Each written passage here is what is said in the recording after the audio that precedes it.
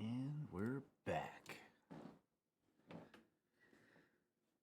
Welcome, everyone, to Tales of Vardin. It is, yes, once again Thursday, and we are excited to be back with a full cast and crew, with perhaps more to come. Uh, for now, let's go ahead and meet who we have playing with us at this very moment. I am Chris, your Dungeon Master, excited to continue this journey through the abyss. Oh yeah. Oh yeah. Let's see, we have up next here. Would be Taylor.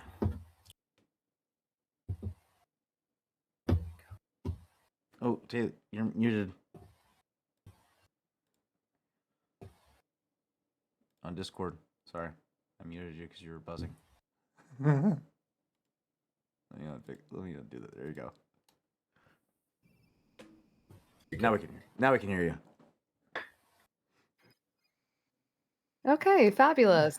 All right, hello, my name is Taylor, also known as Nerdy Pinup Girl on most social media platforms, mainly active on TikTok and Instagram if you like cosplay, D&D stuff, nerdy stuff, body paint, monster stuff, feel free to give me a follow. But today I am playing the amazing and wonderful 7-foot-tall Grendel Fialova, my half-orc barbarian fighter, who is the only reason she is in the abyss is to find her goth tiefling girlfriend, her wonderful blooming shadow Helene, who she has been tirelessly trying to find on this epic journey. So let's hope that things, in some way or another, somehow they have. But this is the abyss, so we're gonna see. Yay! I guess that leaves. I don't know who's next. I guess that leaves it up to me next with me, Daddy Tarzan 8255 on all social media platforms. Most recently, playing your wonderful piece of shit pirate, former naval officer, William the Great Powell, or Lord Drop William Antonio Powell, full name, uh, who also has discovered his whole life was a lie and fabricated as a means of becoming a biological weapon for a government entity, or a sub-government entity that's trying to supplant themselves into the greater government. It's great. We're good. We're good. Everything's fine. That being said, on to you, Nog.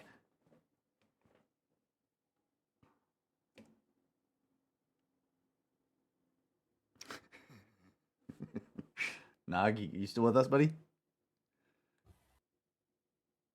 I do not Let's- see him. Let's I go was to- muted. Hello. There you go. There we go. It is your lovely furball of chaos and madness, Lee Newcomb, please. Also, your little cute little pug-like friend Nog.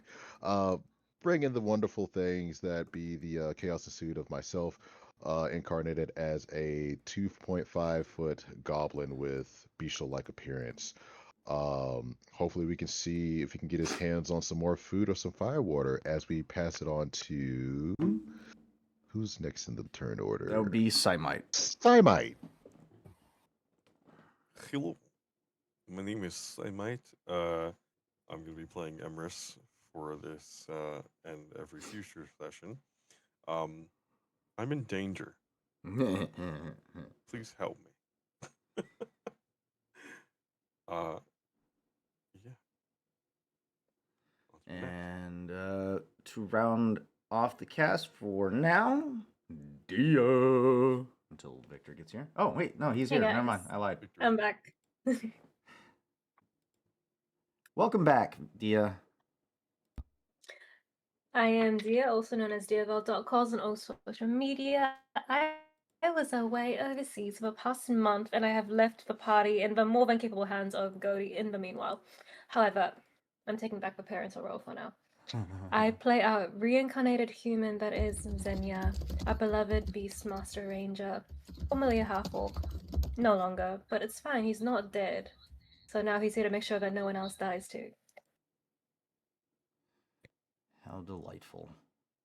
And then to round tonight's cast off for Tales of Vardin is Victor, who plays a very important figure in another campaign.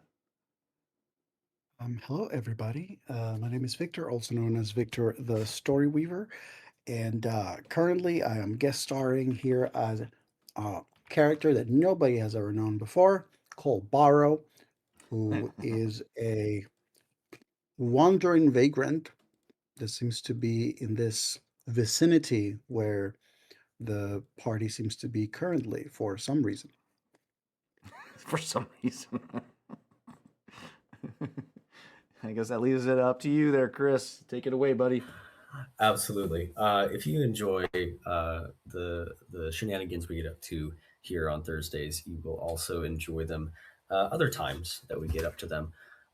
Typically on Sundays and Tuesdays. So this coming Sunday, we've got Frontiers of Eberron returning for its bi-weekly schedule. Yes. At its usual time. However, remember that this Sunday is, for those that it matters, probably not for you, Tarzan, daylight savings time. So we will spring forward.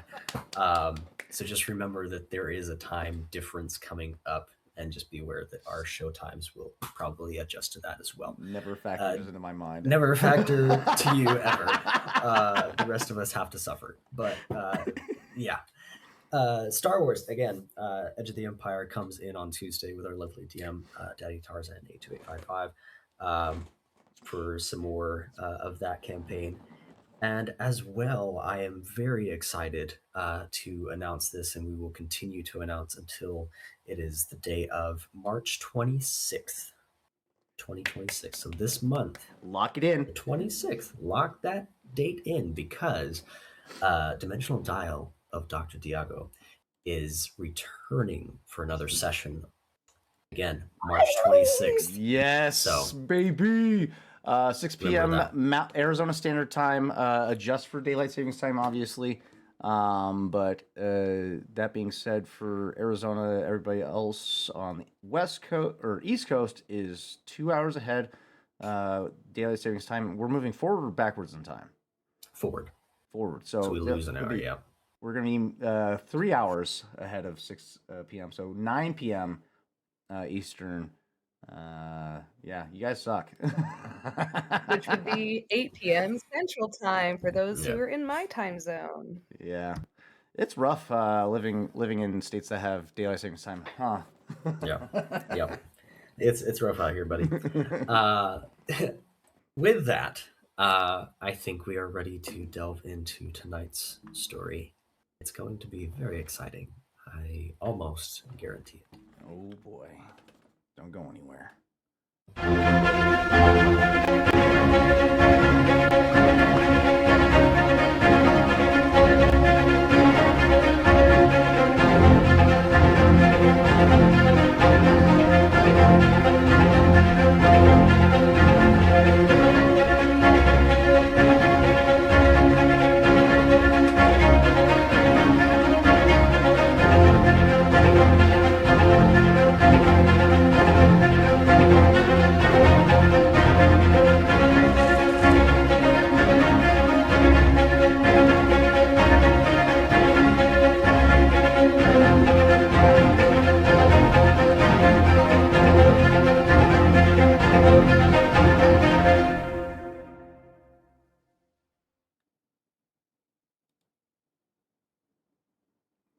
And we are clear.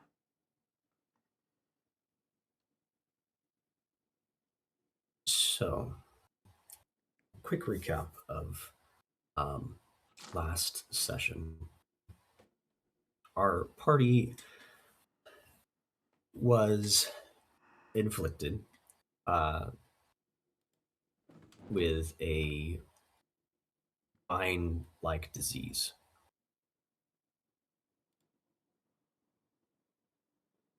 They progressed into the Briar Maze in the Garden of Perdition to seek the remedy, which was the heart of a plant blight that was native to the Briar Maze. A very dangerous, dark, and mysterious place, constantly moving and shifting. Successful in the extraction of these hearts and cured of their disease. There they met a stranger, a blind stranger that seemingly has been here living in this maze for quite some time. Their mind mostly gone, perhaps a little there, but with knowledge of the maze and how it moves, enough to guide them through to a safe location where they could rest, find some peace without having to look over their shoulder, just even for a moment. And this is where we find ourselves now. Everyone has rested, slept, or meditated, whichever way they gain the most rest.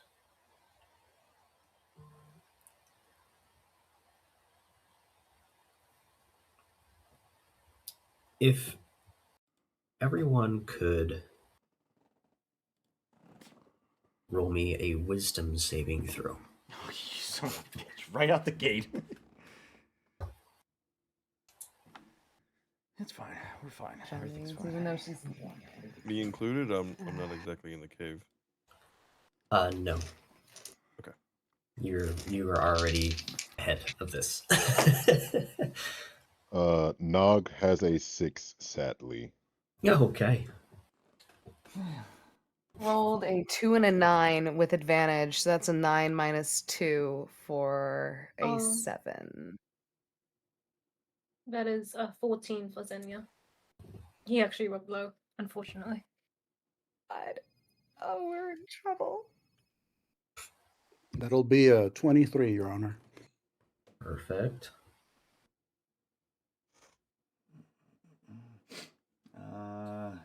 Wisdom save, you said? Mm-hmm.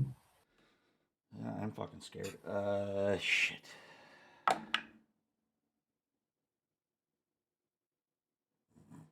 So fucking 6. 6. Okay. Same as Nog. Look at that. William, Grendel, and Nog. As you wake, you feel a weight at the nape of your neck, right where the brain meets the spinal cord. This kind of tension, almost like someone has grabbed your spine and just kind of hangs on it a little. Oh, lovely. A slight, not a headache per se, but just pressure at the back of your head. It is noticeably uncomfortable. Hmm. Hmm. And there was something important. You know it was important. But for the life of you, you can't remember what it was. Fuck You all gain a mark of the abyss, you. whether you saved or not. Resting here, it is there. Mark of the Abyss. That's interesting. As you Is wake there, and rise, there is a visible. Sorry, go ahead. Is there something for this in D&D Beyond, or is it just something we have to mark ourselves? No, I will Okay. mark it on each one of your things. That way I know. Okay. But I am letting you know as well that this is something that you have, and we could see it again in the future as we progress through the abyss. Delightful. Jolly good time. Thank you, DM. Welcome.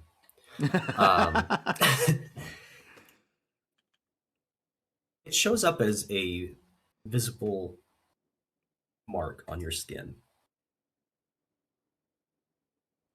on the forearm. A slight tattoo looking mark. Nothing really, there's no real form to it. It's mostly just a mark, a line. And it almost floats underneath your skin, moving and waving. It has a frequency to it.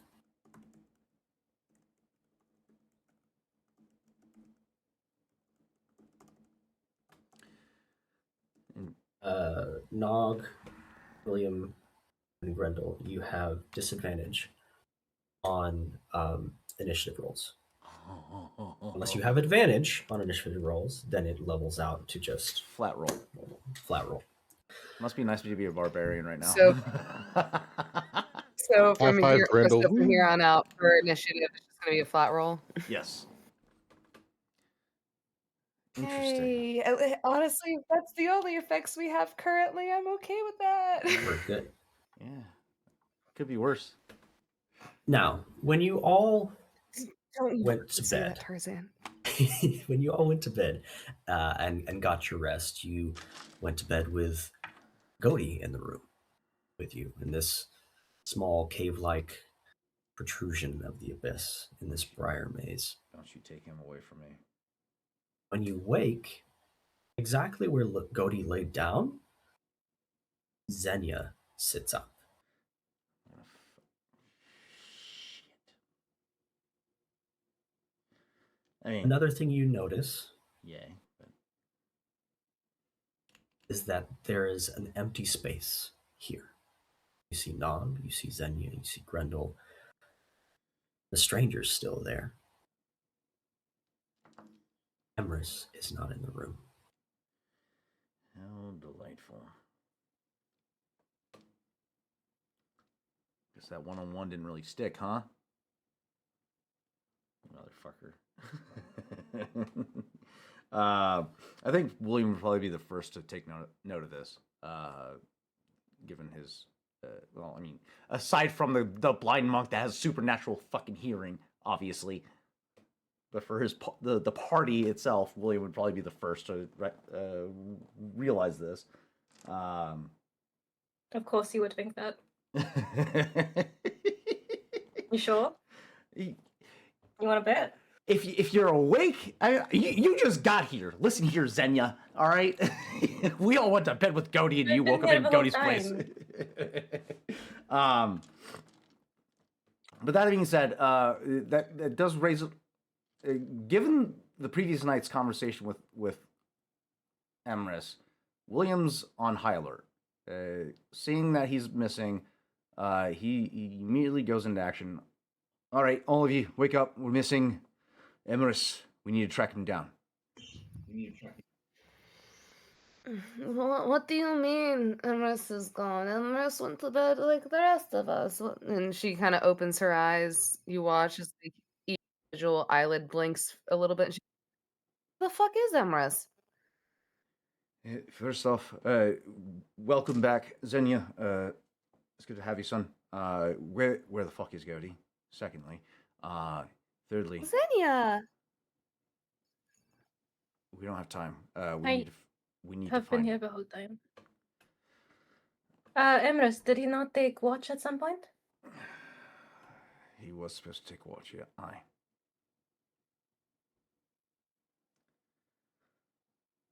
Are there any tracks that might indicate which way Emrys has gone? I know he's very, very light-footed, however. There is one entrance and one exit to this place, if I'm not mistaken. Correct. As far as Barrow has If I may also, Barrow doesn't sleep much, and his ability to hear and sense is pretty high.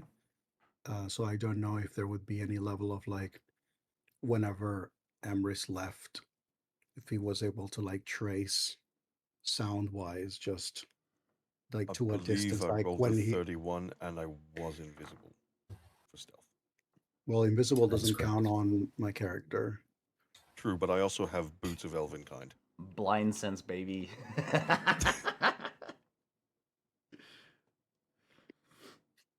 Well, that's fair. Barrow's perspective is insane.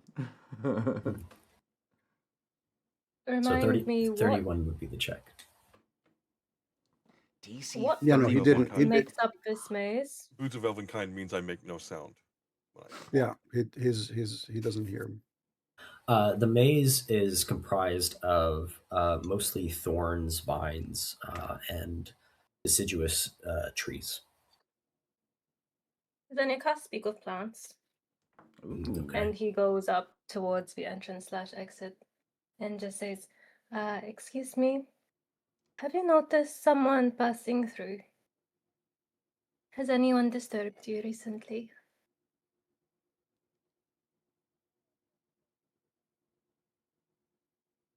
You hear a voice come back. That's as though it is at the end of a very long tunnel. Someone, yes. Light-footed elf.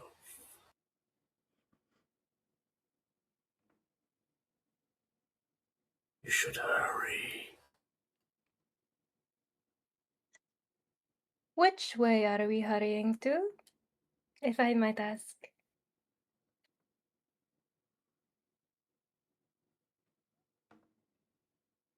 The 3 branches. And as it says, the 3 branches, this wall of this maze, dense, begins to shift and move into an open archway leading down a long corridor. And it's as if when you look down this, the perspective of it just stretches out.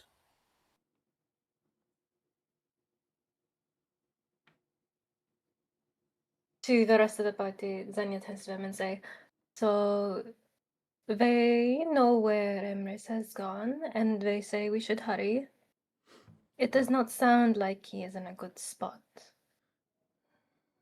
Very well. So we should heed their words and hurry. Before It was we all move, very ominous, actually. before we all move on, how's everybody's current standing? How are we feeling? Food wise, I definitely have like this bit of a crick in my neck, but I think I might have just slept on it weird. I'm experiencing the You same just thing. see Nog just kind of scoot his face on the ground, trying to like get at the nape of his neck, and just annoyed that he can't get to it.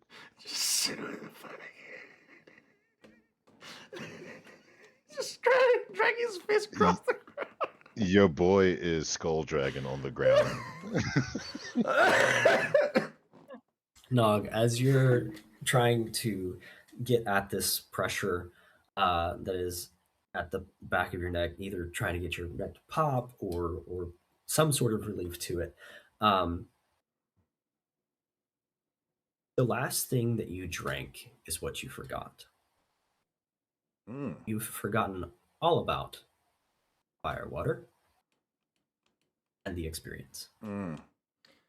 That's Seeing depressing. seeing that Grendel, William, and Nog are experiencing the similar symptoms. Can I take a quick moment to assess my crew to see if there's any physical manifestations that could be present on ourselves, whether it be some type of creeping vines or some shit like that, some kind of indication that there's some physical entity that's causing this affliction. Yeah. Let's see. What sort of roll would that be? Either arguing for either perception, which would probably be my best roll, or investigation. Either way, I'm supplementing it with tactical assessment to roll higher. I So will you're say, if Nog is like actively like trying to like itch a certain part of his neck that he can't reach, Grendel will like kind of like give him like back of neck scritches. If Yeah, Nog will allow it. he's And full on like just leaning into the scratching, just trying to get at it. And since I know my crew pretty well, do I have advantage on this check? I will give you advantage on this. Yes! I love Roll me an investigation. You're looking for a physical ailment of some sort, correct? Some kind of indication as to what that symptom that all three of us are experiencing. Yeah, based on the last disease that was afflicting your party. Basically, yeah. Okay, first roll. While Tarzan is taking that roll, I do want to ask. I do get all 4 of my charges back on my buckler, correct? Correct. And like that wisdom save didn't affect any of that, correct? Mm-hmm. Nope, you just forgot something very Okay. important. That's all. God damn it. You said this is an investigation, right? Mm-hmm. Okay.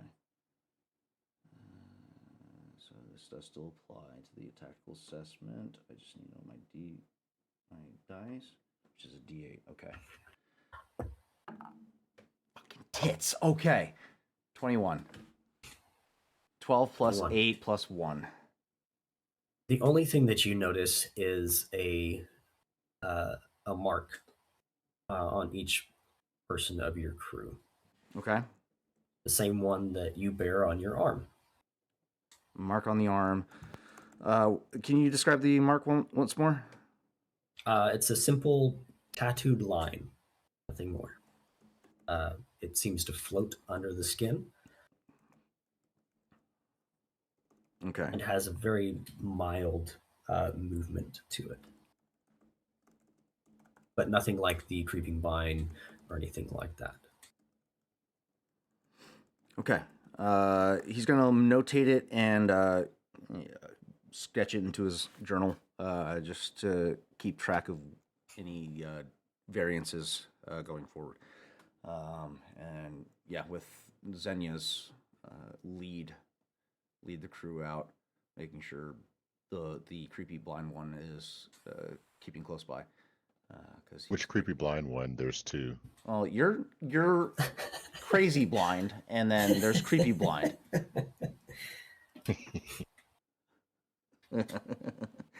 But yeah, I think once the rest of the crew makes their way out to pursue, I think William kind of approaches uh, Borrow in this moment. We haven't learned Borrow's name yet. This is just above table deduction. I don't even think he said his name. All we really saw of Yeah. him last time was when he was playing with those Yeah. figurines So, yeah. before the of the dimensional dial party before the session So closed. yeah, this would be above Borrow being the above table deduction. William would approach this individual. All right, old man. There's only one place in and out of this safe haven. You didn't hear one of my crew make it out.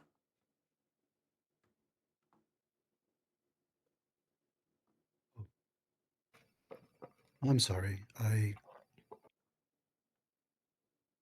guess I forgot how many of you there were.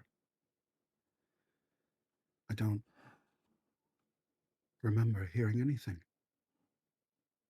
Apologies. Maybe he didn't even make it into the room. It's possible. He's slippery. All right. Shall we look for them? In this fucking hellhole, yes, absolutely. We must find them. I know Xanthi can get stressed sometimes. I'm sorry, who? Who is Xanthi? What?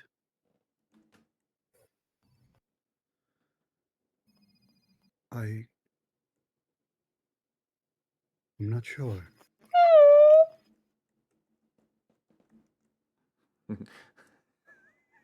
Entry into William's notes. Blind one mentions a Xanthi. Crossover notes between Oh, my Bucky heart and fucking can't William. fucking take this.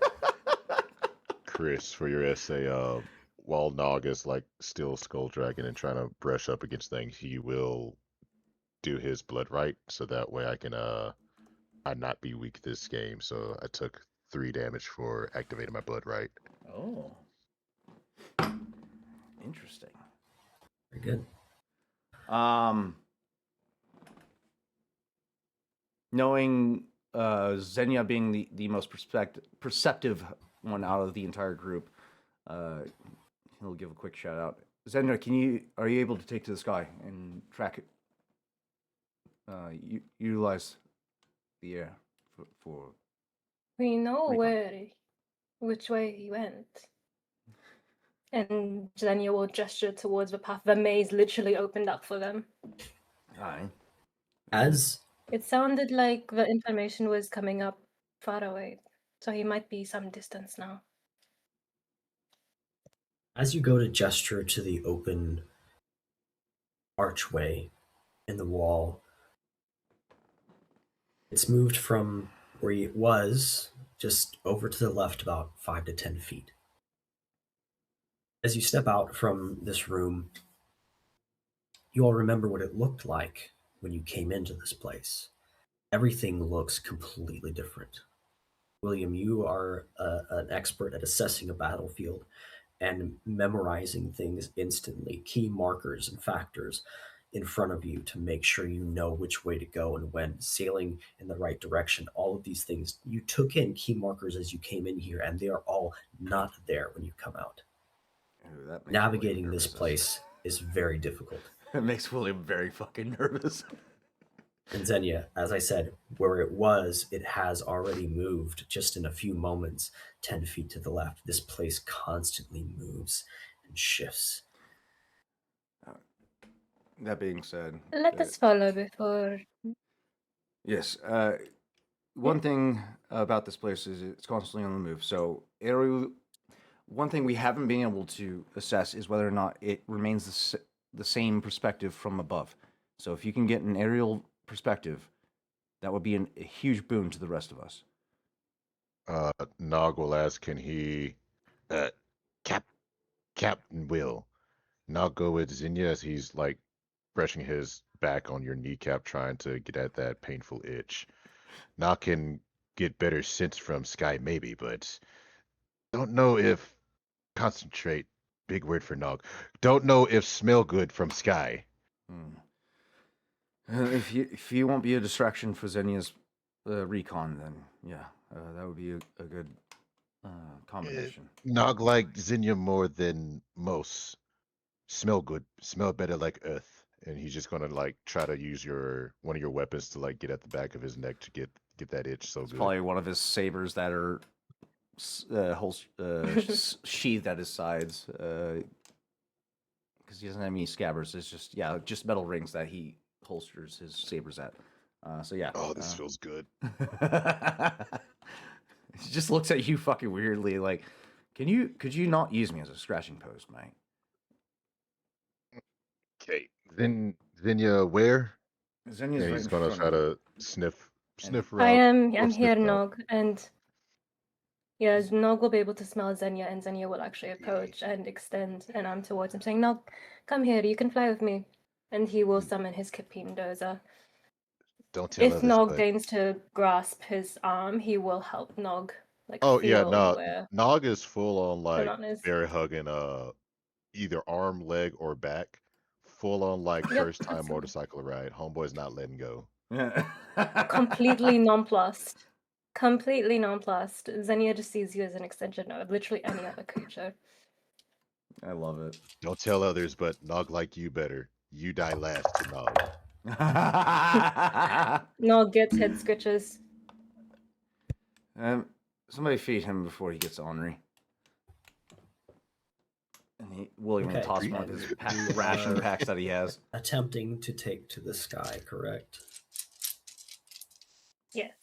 Okay. And how far do you fly in a turn? We can ideally Oh, get boy. up to. Ladies are ready. Ladies are ready. As soon as I see We can tentacles. fly up to 60 feet in a turn. Okay. Normally.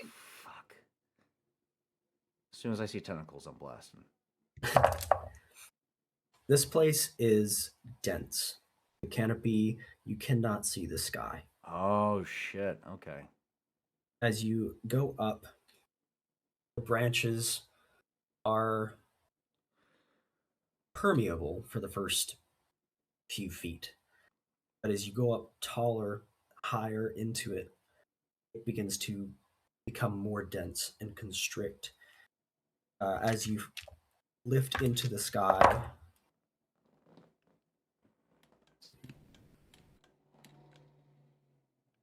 it's like flying through spike growth Oh, shit. for every 5 feet. 13.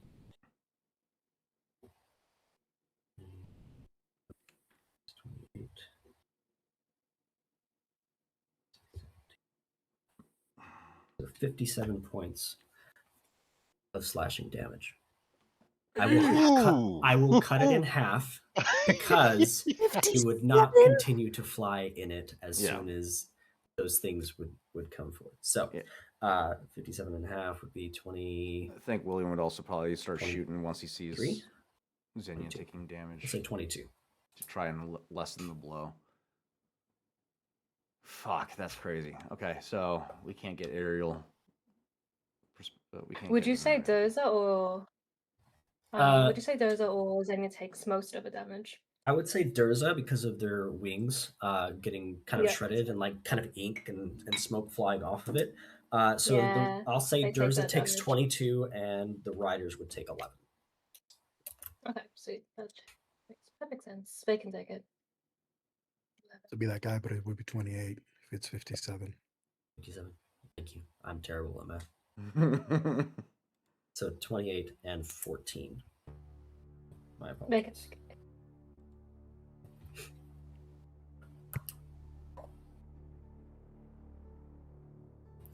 Ooh, good soundtrack. Yeah, once seeing the canopy densen, as Jenny tries to get a higher perspective, yeah, William starts unloading with Ivara and Nadia just trying to blast away at the branches to lessen the impact. And obviously, Xenia's quick reaction is to drop down below the canopy, get out of the immediate danger. But yeah, so yeah, you just see buckshot flying on both sides of you as you're trying to get below the canopy, trying to keep the branches at bay. Yeah. Don't shoot. It's fine. It's not its fault. Well, that eliminates the benefit of aerial reconnaissance. All right, let's keep moving. Nogni scratches don't like sky scratch. He's just going to continue to like just scoot on the ground at this point, trying to just stop the pain. How far up is this? Does the canopy pose a danger? Is it just like Probably 35 feet up is when it starts. Okay. Really kind of closing in. And you saw as they flew up, like 25 feet was fine. It's still like pretty brambly up there, but as soon as they started going like above that, you could visibly see it kind of branches, the whole thing dense up and just shrink down a little bit. Yeah. create a net. With this happening, and presumably the party finding a different way to progress forward, Emrys, let's take a look at your perspective. Not me. No. Motherfucker. The previous night, you got enough rest to make do.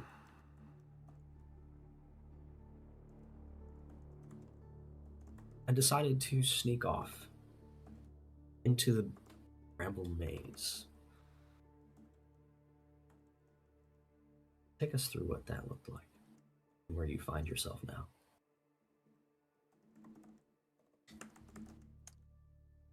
One part, it was really because of the heaviness of the night before, but he just needed to take a walk. And then an idea struck him. The thing that infected me and Nog was a pretty potent poison. So he ventured out into the maze, invisible, by himself, stupidly, got lost, but did manage to find two of the creatures and take them down without issue. Before hearing drum beats and seeing a dragon's head crest over the canopy and look right in his direction.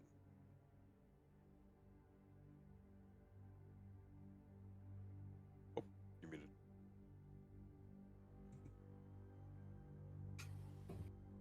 Being successful on your hunt,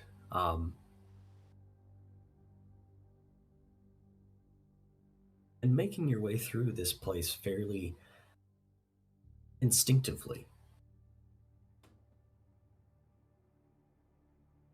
was good for a moment.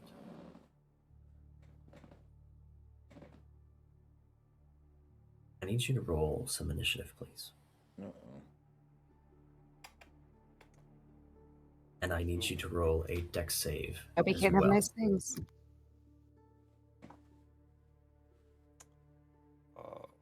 14 for my initiative dex save.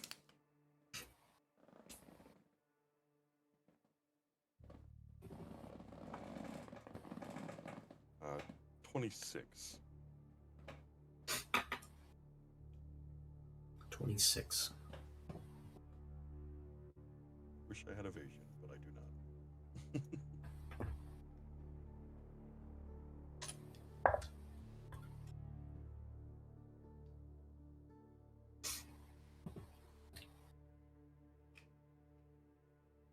As this wooden dragon's head crests and makes eye contact with you, you see another head and another and another. 5 heads total, Oh fuck. weaving in and out amongst themselves as they crest into the fog of this place. Is there any difference between the heads? They are all identical.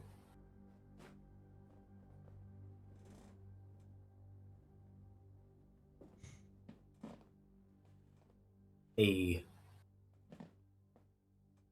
taiko drum beat. And the ground around you kind of vortexes as vines lash out around you. You move quickly, slice through a couple of them, and are not restrained.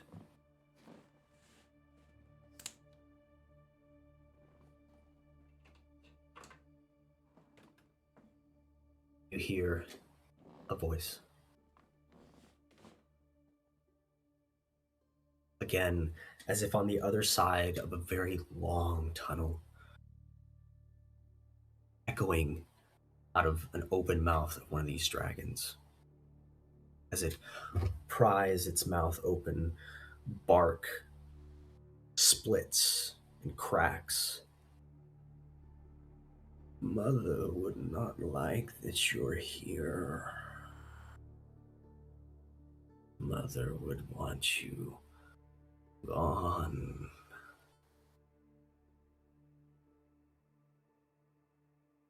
I don't like that. One of the taiko drums in the middle head,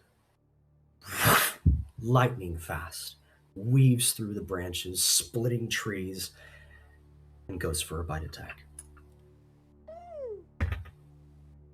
How far away is the main body from me right now? They are protruding from the ground itself. So, Oh, the furthest one is 60 feet to the right.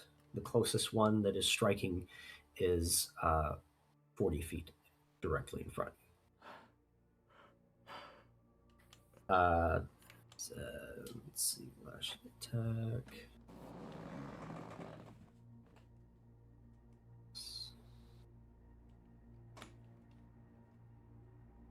There it is. That is a 30 to hit. no. Sorry. Let's see. Yeah. If only we had a paladin in the party. It moves through the terrain within a blink of an eye. And its jaws surround you.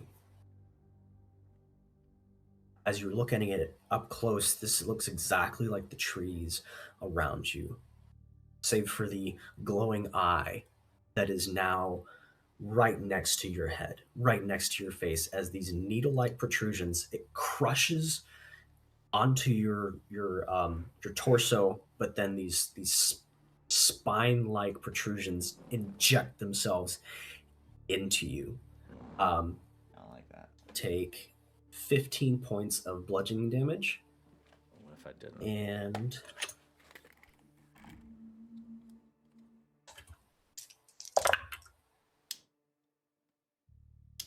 $17 points of poison damage. Ow.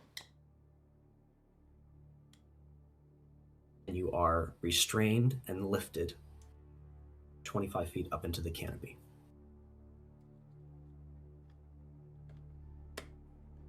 As you look down, the entire ground that you were standing on has moved and shifted. The tree that you pinned one of the creatures to with, I believe, an arrow from a crossbow, correct? Yeah. Has moved 30 degrees to the left. The ground itself is no longer covered in mulch and leaves. It looks like these intertwined vines that seem to be turning in upon themselves perpetually. The ground here is fully difficult terrain. I don't like that. Doesn't matter to me because I ignore that.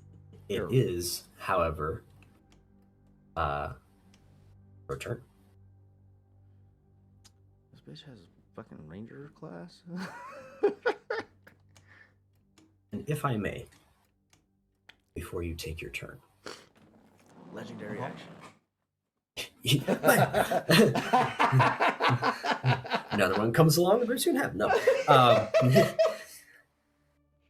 You hear another voice, a different one a little bit brighter, far more cheerful.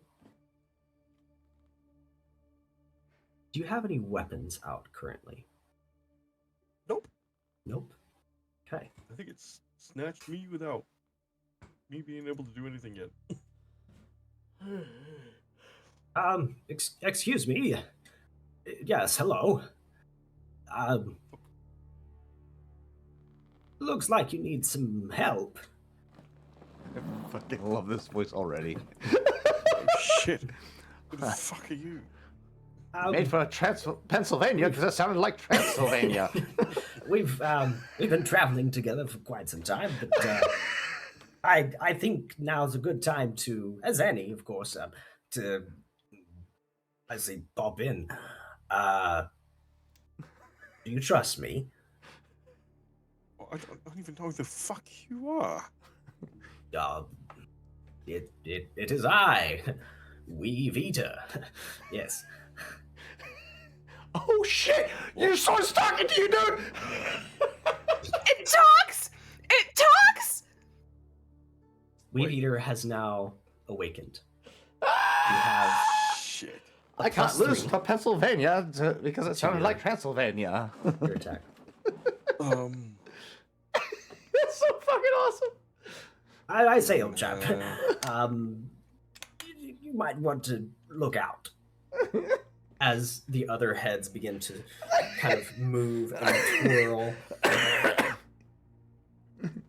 became a vampire to suck I've already blood been and fuck fucking forever. swallowed. So I do say, do you trust me? I only need one small favor. Yes. That mark on yourself, that nasty little thing, isn't it? Would you mind if I perhaps fed on it? What Interesting. the hell Interesting. would that do to me?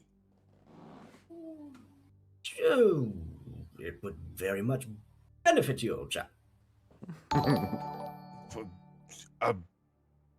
Perhaps Fine. keep the I- darkness at bay. Yes. Fine. Yeah.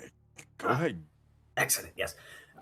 You feel a burn on the demon mark with the winds with the wind demon as some of the weight is alleviated. Some of the anger clarifies. While you are holding Weave Eater, you have advantage on initiative rolls and cannot be surprised, as he is watching your back, old chap. Oh. I'm getting a, Now I do say, let rope us perk. strike, good man. I love it. Alert feat. That's all. You get the alert then- feat with a sword. That's so fucking sick. That's awesome. So, yeah, I will unsheath Weave Eater and attack. As you unsheath it, the kind of iridescent pink that was on the blade previously is now, as you draw it in this space, again, a reminder of this place is just completely colorless. Dark gray, black, no color whatsoever, even no brown to the wood, just grays. Yourself included, your hands, your face, your hair, your clothes, no color. But in the midst of this, as it cuts through the air, this shimmering light of pink emits. Ah, yes, glorious old chap. I do feel quite like myself. I fucking love this guy. You're very pink, and I'm going to be made fun of. But I don't care. Go ahead and make an attack roll. William's gonna have a field day. You and that pink sword. Just gonna be intrigued if this weapon like is able to speak. She's just gonna be like, oh, I want to hold it and I want to ask if it like wants flower crowns or something. First one is 18 plus 11. So 29. 29 just hits. Okay.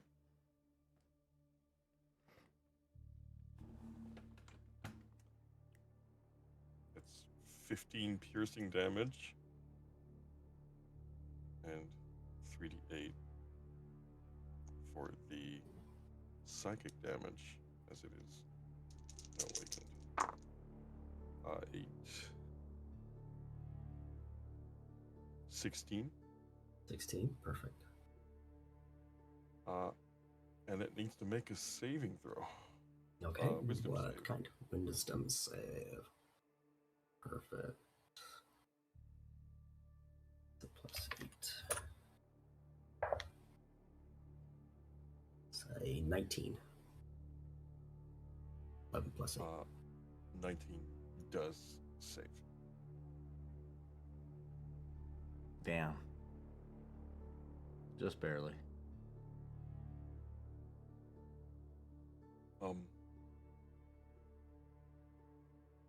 Did that do anything to the mouth that surrounds me? Like, stab it into the mouth?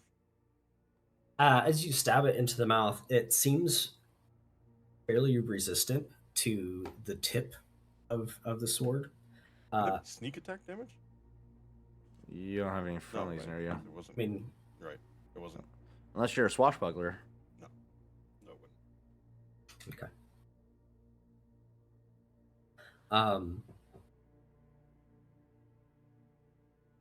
The needles have now retracted, and it is just the pressure of this giant crushing mouth now as it is moving through the canopy. But it doesn't seem to have loosened anything, if that's what you're asking. Have no fear. William is on the way. No. I'm going to use my bonus action to convert sorcery points into 3rd level spell. Okay. 4th level spell. And do you have another attack that you would like to take? No. His bonus action was his additional attack. As a rogue. So you don't have multi-attack then? No. Oh, great. Okay. All right. Unfortunately, we gotta get Ramos to level in fighter. Never. As the party is kind of recuperating from Xenia and Nog's journey into the canopy,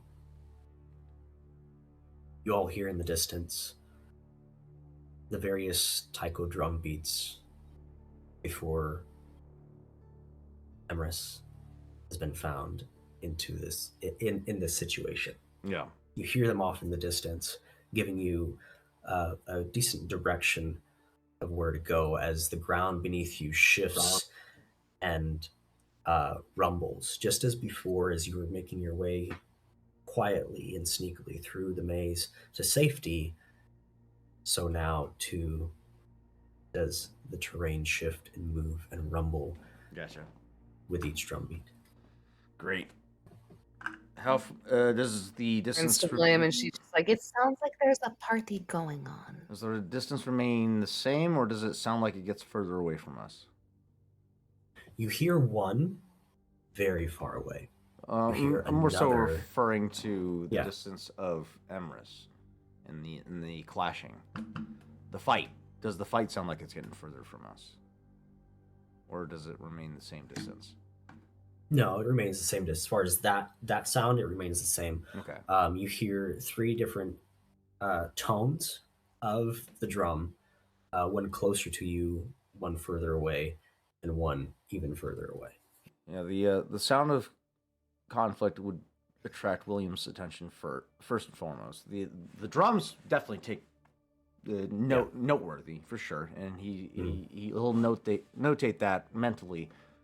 for a later time. But the most immediate concern is Emrys and the sound of a conflict. So hearing that directs the rest of the crew to double time in that direction as straightly as possible, and try and meet up with Emrys during this conflict to help him out. I have hand up too. I'll wait until after Victor. I was just wondering if uh, Borrow, knowing, like, being someone who has been here for a while, probably having navigated this place and the drums and the maze and probably the vibration of the burrowing of this creature, if there is anything that he would know compared to the rest of the party that could facilitate them getting to Emrys or the source of this situation faster. Yes, I just need a survival check at advantage from you. Ooh, survival. Does that count towards Williams'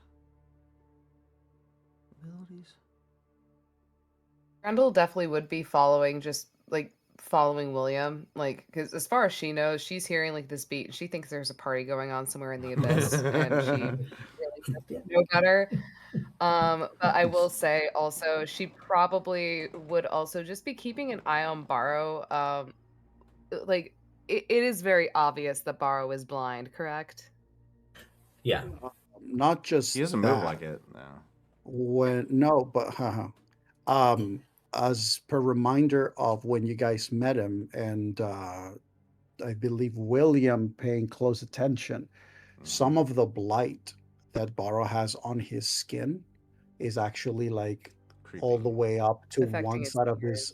his ears. So Yeah. this bar, like, while he seems to be moving pretty well for someone who seems to be blind, he actually does have moments where he has to like pause Constant or conflict with like himself. Yeah. check with his cane staff where he goes. And so sometimes his walking is not really like full on straight. Sometimes he kind of goes a little to the side and then he kind of like Has to just readjust. Yeah. readjusts.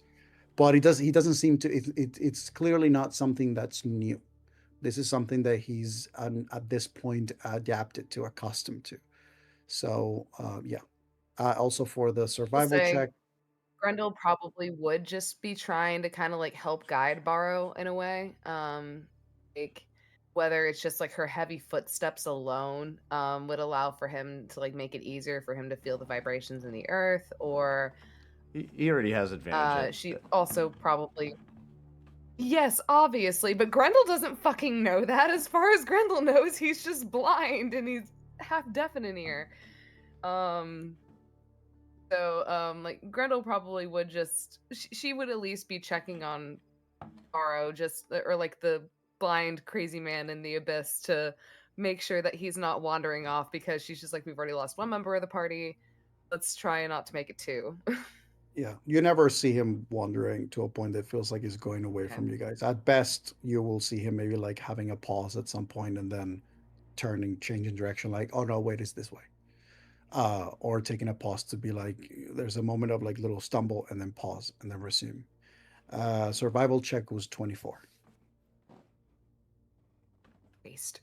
Nice. Perfect.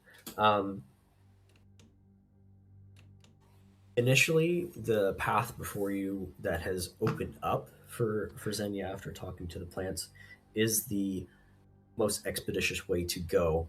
But very soon after that, as the maze is shifting and moving, you do go off course from there through a few different back ways, under a few more branches.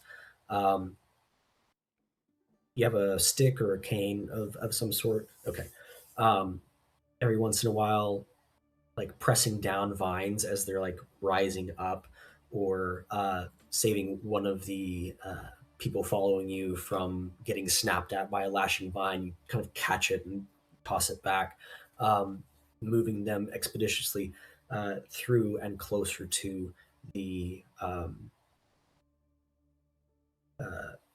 towards the sound where Emerus is at. Let's see. And then, question for the party. Uh-oh. Nog heard the sounds of conflict, right? Everybody's hearing that, yeah. Yes. We go to sound of fight, yes? Yes. Yes. Is Nog allowed to fight? Yes? I would hope so. Yes. And then Nog immediately balls to the wall, double movement, about 100 feet in the direction of the sounds of the fight. Oh shit! He activated his super speed. Got it. You Yeah, activated my Not trap gonna card. leash at this point. This boy is, the moment that he got the okay from Captain, yes, he will be running 50, double moving for 100, in the direction of the clashing. You activated my trap card, fool.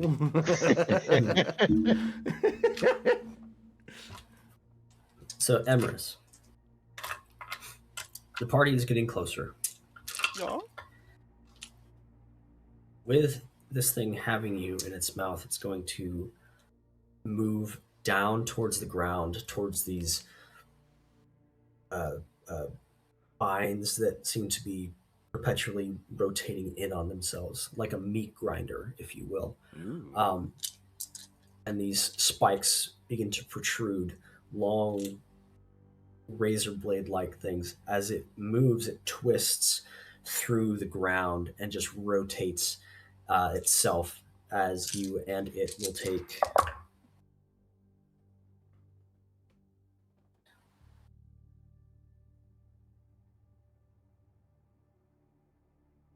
20 points of slashing damage. No protection from inside its mouth? You are bridged across its mouth right now. So, like, your legs and You're the top of exposed, you. yeah. So you and it are taking this damage as it's rotating itself as well inside of this. You're being brought into a blender, my dude. I'm nearly dead. What? I'm nearly dead. I don't have that much hit points. Fuck. Sort of blood sea before. Ooh, does this give me advantage on my smells now? You would smell like an ink almost. Oh. Emerson doesn't get any type of save or anything for his for the damage. Does he have any sort of resistance to slashing? Evasion. If No, he's I able to don't. make a deck save. Not yet as a rogue. Yet. I don't think he has that. You don't have I'm evasion? much more of a sorcerer than a rogue. Shame on you. I don't even have uncanny dodge. Shame on you. Got both levels of squishy, and this is what happens. Shame on you. With that, it is your turn once again. It's my turn. You better have fucking I don't Misty like Step or being- something. I don't like being here. So, is there anywhere within 90 feet of me that would be safer? Towards Grog or not? You have 5 heads within probably 150 feet of each other, spanning most of this place, with difficult terrain on the bottom. I mean, honestly, anywhere is safer than here. To be incredibly honest, That is very fucking true. How far is Nog from him at this point? He's able to travel 100 feet. yeah. So Nog would What can probably I see from show. where I am? I will say. What you can see is the dense canopy. You can see 2 other heads right now, and you would be able to see out Fair. of probably blurry, dizzy eyes, Nog rounding a corner. A feral So he Nog. will show up after your turn. So please roll initiative, Nog. I'm on this it. thing for sure saw me invisible, yes. Because that's what I was when it rolled up on me. Mhm. Yeah. Blind sense. Yeah. I'm gonna have to thunder step out of here. You gotta do it. Over towards Nog, giving it a second target, hopefully. Here, you take him. Hey, That is a he's the 16 one who at got me disadvantage. infected in the first place. This is all. Nog's got resistance. He's fine. I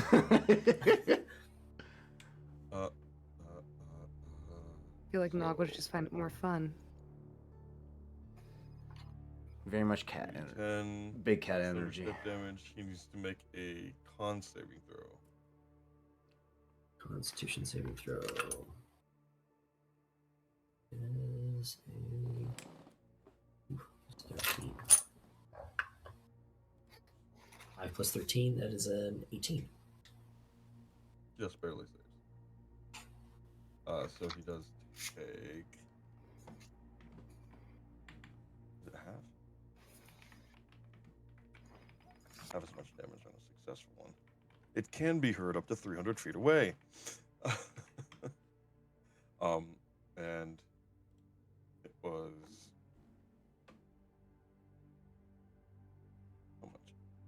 18 Roll high, Nog. 9 plus 3 12.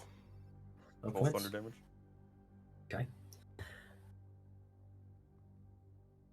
You're trying to pick a location, somewhere to go out of here. You find Nog rounding the corner, just sprinting like a yellow lab, just tongue out, happy almost. Familiar face. Just as the head rotates up off the ground and kind of loosens its grip for just a moment to go ahead and swallow you, you take this opportunity to thunderstep. Well, it's, As you do, it's hot. the inside of the mouth goes, and the head just splits like a piece of firewood, splinters going every which way, as the rest of the neck just kind of coils down into the dirt. You are where you want to be after the thunderstep. Teleporting right next to Nog. I say, nope, wrong way. Let's go. And I dash away, like full speed dash away. 80 feet. You have come in contact with the party. Hello. After that dash. So yeah. Run! What's going on? What are we running? What are we running from? No questions, run! Where were you? As you're asking Emerus, and he's just running past you, you see 3 of the 5 heads kind of move through the fog and the canopy. Please roll initiative. I rolled a And 16. it's a 'cause flat you- roll currently. It's Oh, correct. Yeah, for you. 16 for me because you took away my nat 20. do I get Chris. Thank disadvantage you. on initiative as well? Oh, did I pass? 17.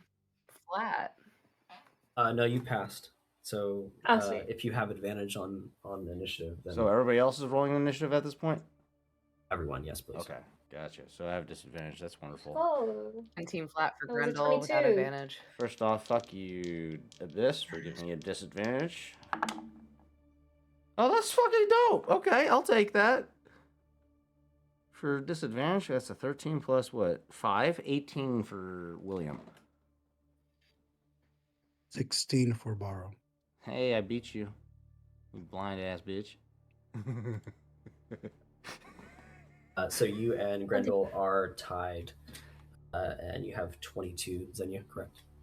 Mm. Perfect. So William 18, Grendel 18, Nog 16, Barrow 16, and Xenia 22.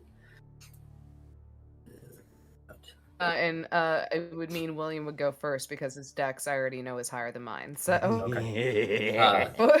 because Grendel's dex I think I'm pretty sure is a +0, Trash. and I am correct on that.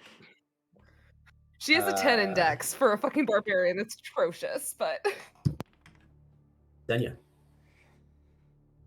you are actually up first before this thing can strike. Is this thing visibly hostile, I presume so, because Emrys is Yes, running it from it? is.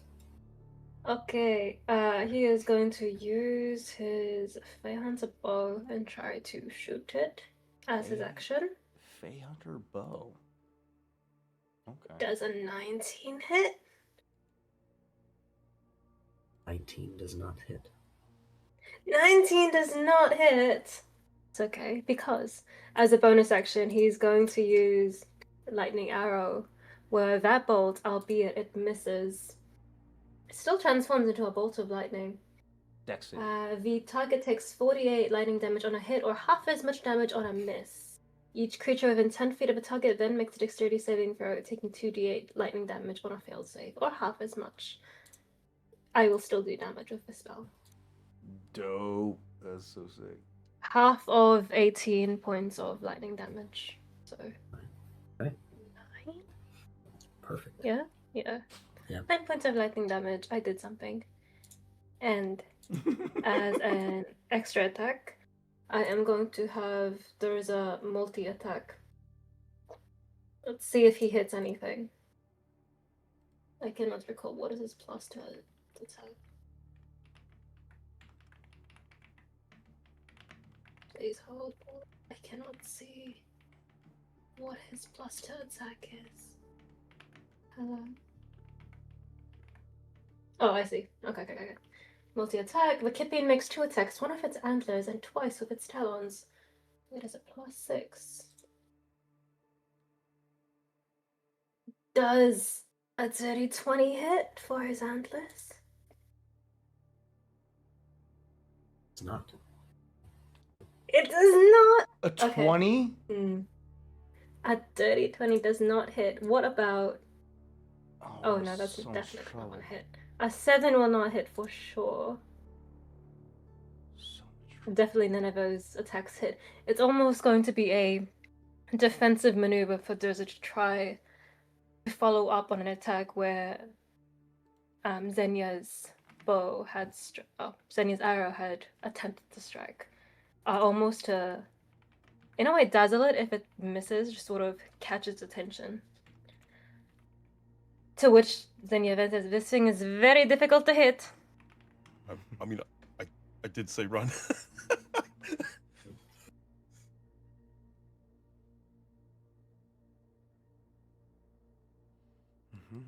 Anything else on your turn? I'll use my movement to head back 35 feet. Get back 35 feet. Perfect.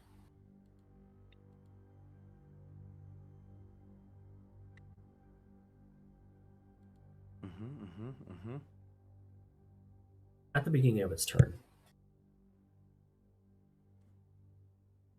2 things happen. The place where you're all standing twists and vortexes.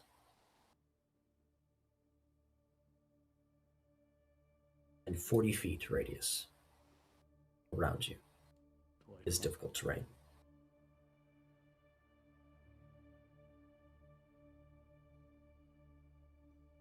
So Xenia, you would be on like 5 feet from being outside the difficult terrain for that movement. The other thing that happens, Emrys, from where you teleported, right next to Nog, the drops of blood that you left begin to seep into the vines. And they start to grow.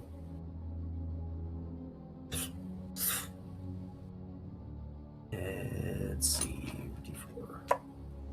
Only one spawns.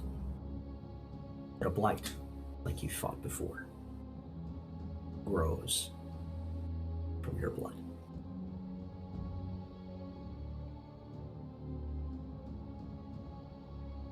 it's going to make an attack.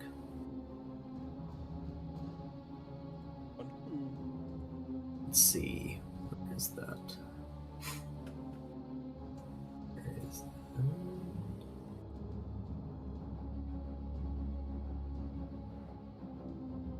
No, what?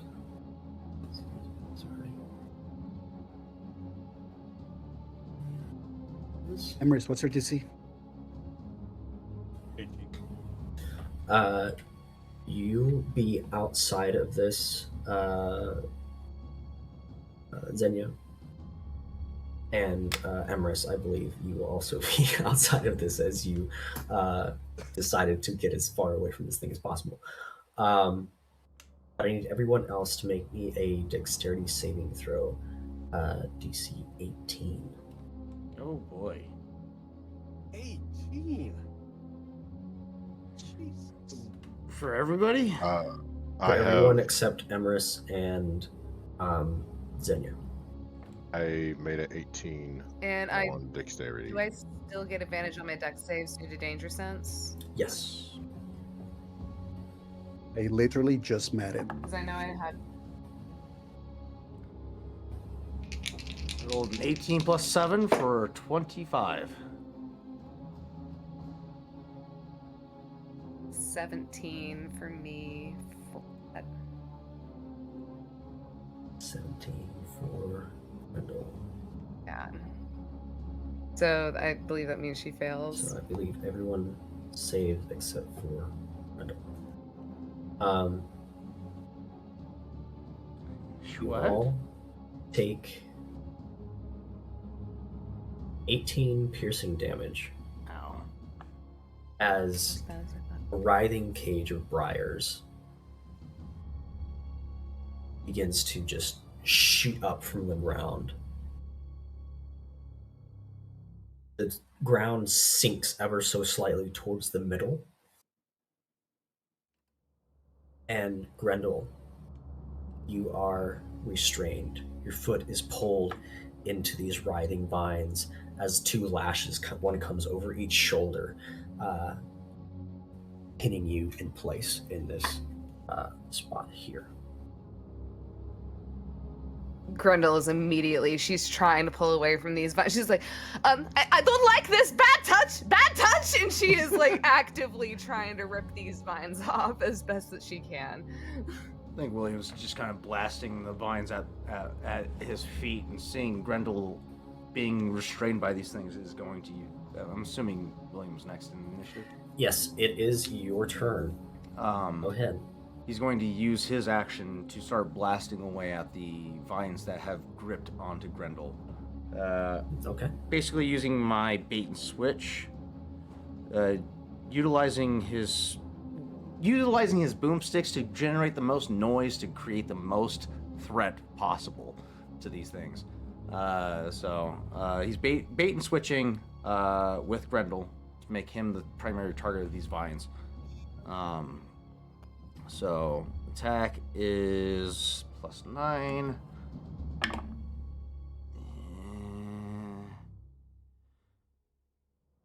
17 to hit 17.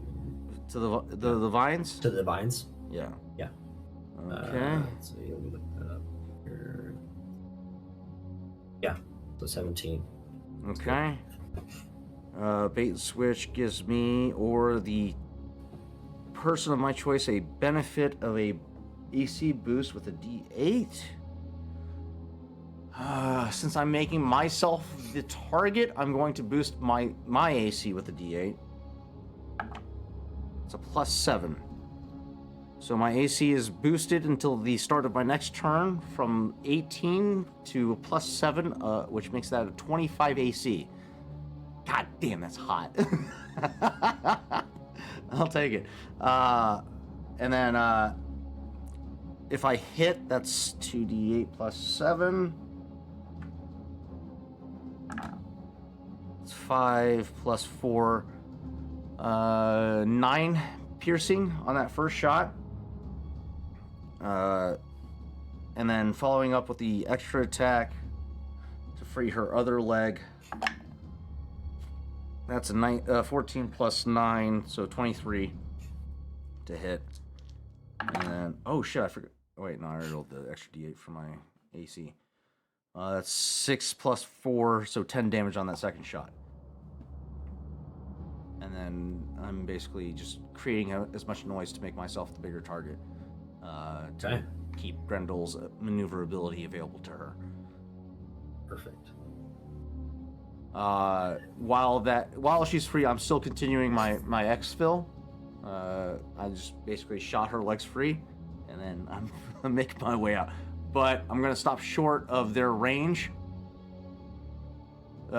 Stop short of their max range, so that way, if she can't get out in time, I'm the most valuable option for targeting. Okay, and you have 30 feet, 35 feet of movement. Let me double check for you, good sir. My movement speed is... Where is it? They moved everything on me. 40 feet. I have 40 feet. So you move 20 Damn. feet, so you are 15 feet from the edge of this difficult terrain. Correct.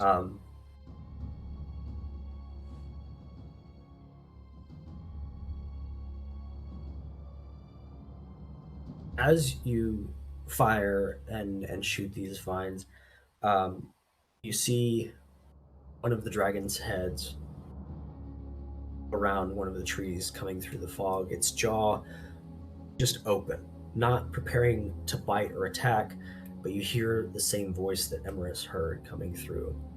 Oh, Mother said to keep it quiet in here. You're gonna have to go. I don't like that at And all. its legendary action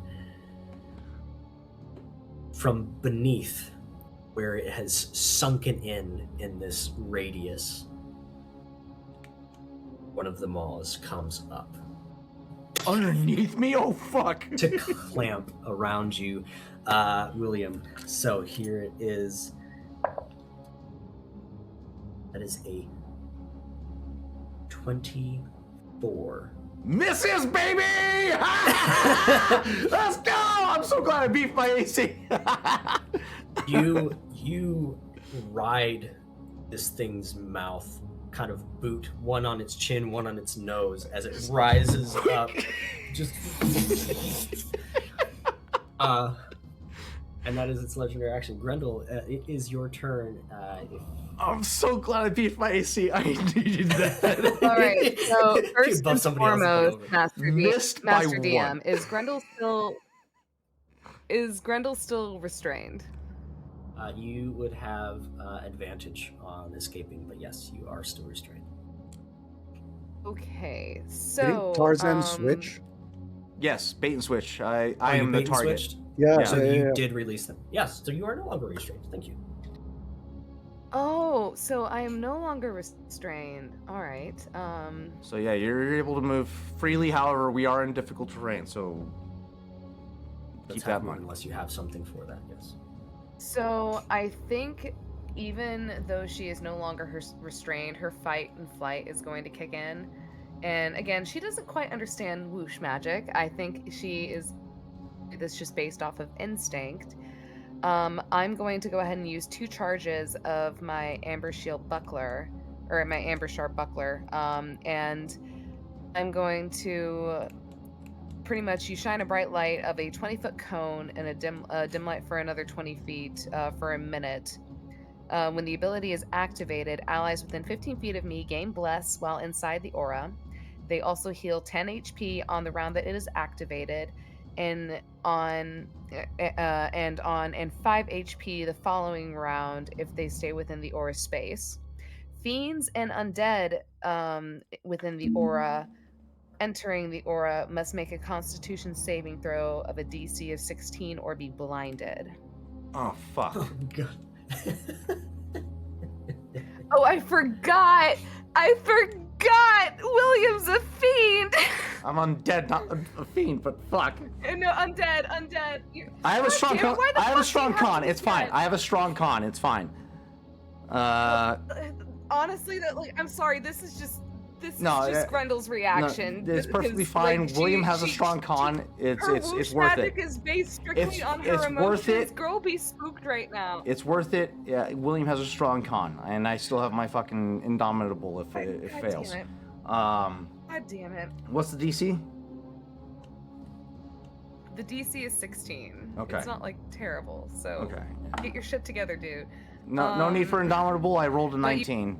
12 plus 7. I'm fine. Okay. I'm not blinded, Now, which is great. question to the DM: does William also heal 10 HP, or because with him being undead, I know sometimes healing magic can be. I know we discussed it very. Potions a only long work time on ago, William. but- Healing, divination Okay. magic does not work on William. William, Okay, Yes. so Here we go. you will not heal 10 HP. you will But, heal 10 oh. HP. If you remember, Gasp! you can get drunk. Yeah. He gave me my humanity back, you generous bitch. I love you. Yay! Well, this is not the most pleasant Um, situation for you to be in, Yeah, because fair enough. you and Caliban, you still gain the benefit of the 10 HP. Well, granted. Oh shit. Yeah. Now- No, I'll definitely take that 10 HP. Thank you, Daddy. If the M. Thank you.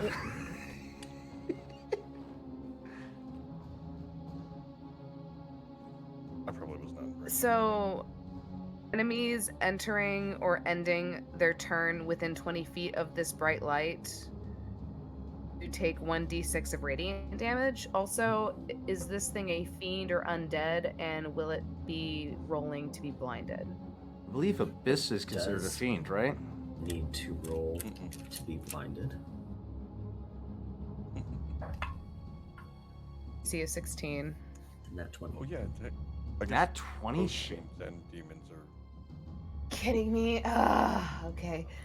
Well, they still take the 1d6 radiant damage. Hot Wheels beat that. They will take 12 points. Damn. Nice work, Grendel. Shit. And I will go ahead and I will heal myself for my 10 HP in this round. And I believe, hold on, I'm pretty sure it takes an action to do that. But let me double check and make sure, because it might just be using the charges. So it says when you expend 2 charges of this item, that is when it activates. It doesn't actively say. If it's an action or a bonus Action. action. Yeah. I believe it was written as intended as an action to use 2 charges, but I'll allow a bonus action in this situation. It does say action. This item has 4 charges, so maybe it is an so action. it is an action, yes. Okay. So you still have your bonus action. All right. So that's so my your first bonus. action. Bonus action. Yeah, bonus action. I would like to rage. So. You watch as Grendel's fire red hair just turns into flames. Muscles bulk up. She is seeing William now within the she was in. Absolutely furious. She's getting flashbacks to the goddamn false Hydra that we had to deal with. And I would say fuck it. She's just gonna take out her I would her say in this ballista. moment between the two of us, I would say, Grendel, clear me a path for an escape. I'll hold them off. Clear him a path. Grendel doesn't have her, because Emrys is the one who has the bag of holding currently, right? So Emrys, Grendel won't be able to get a hold of her cannon, and I'm pretty sure it would take an action for her to even pull it out alone. He could set it up. I mean, but he has the. Yeah, he has to open up. Well, not within this turn. So I think as soon as William just mentions clear a path, Does he point in reference as to where he wants a path cleared? Back towards the rest of the group where they're all running. He's just making sure that everybody else gets Right. clear. Doing the captain thing, you know, putting What is his life on the line for his people. DM, what is currently in the way of this path? What does Grendel need to fucking hit? The terrain. Oh, the terrain? Oof. Because we're faced at, we're up against. Granted, you know William is able to teleport. However, prior to now, it has been fixed, but his teleportation had not been reliable for the longest fucking time. Grendel has no like whoosh magic outside of the fucking buckler. So basically, William is just wanting you to get yourself to safety because he can rely on his vest to get him to safety. He just needs to make sure that it's you're cute safe. that you think Grendel's just gonna leave William being held by a goddamn Hydra. So that's adorable. He's not being held. Just gonna walk He's got Whoosh and Calibrand to help him. Do whatever your character would do. Basically. Okay. What sounds right to Grendel in the moment? In terms of William asking for you to clear a path for him. DM, as for clearing a path, this rough terrain, is it just like, is it plants? Is it like vines? It is like it is plants and vines indeed, and they are constantly moving. So whichever direction you are headed, they are kind of rotating like a treadmill the opposite direction, making your advancement. Trying to slow you down. Yeah. Trying to slow you down. Yeah. Okay, all right. So what I was planning probably will not work. Outside of the only thing that I can really think that Grendel could do is to take her ballista and try and speak with her inner fire giants as she is just raging and angry, trying to make a path for William and aiming the arrow just to make a clear path, and probably aiming at the monster right below where William might be, or right beside where William might be, aiming towards the monster, but still trying to clear a path if she can get enough fire damage. I know it's only a D4 of fire damage, but could she possibly maybe allow this arrow to shoot through and burn through enough of these crazy vines in order for William to make a dash?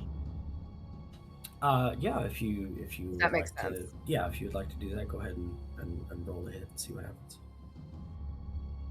And I am raging, which means my strength is currently up to 25, correct? That's correct. All right. You know what what I'm envisioning DC right is now? up to 19. You remember Lost World, where the Spinosaurus is kind of breaching into the plane and dude's kind of riding the maw of that Spinosaurus with his feet? That's William. Alright, so that is going to be a plus 11 for Grendel. Roll high. That's a 17 plus 11 for a 27, my dude. 28. My dude. 28. Don't sell yourself short. That's the 28, girl. 11 plus Oh, 17. no, that is a 28. I'm terrible at math. So 28 to hit, and that will be 2 d12s for the damage, plus my d4 of fire damage, and then also adding the plus 3 for rage. for Photo's sharpening, as well as plus 4 for my rage bonus. So, so that's going to be a 10 plus 8 for an 18.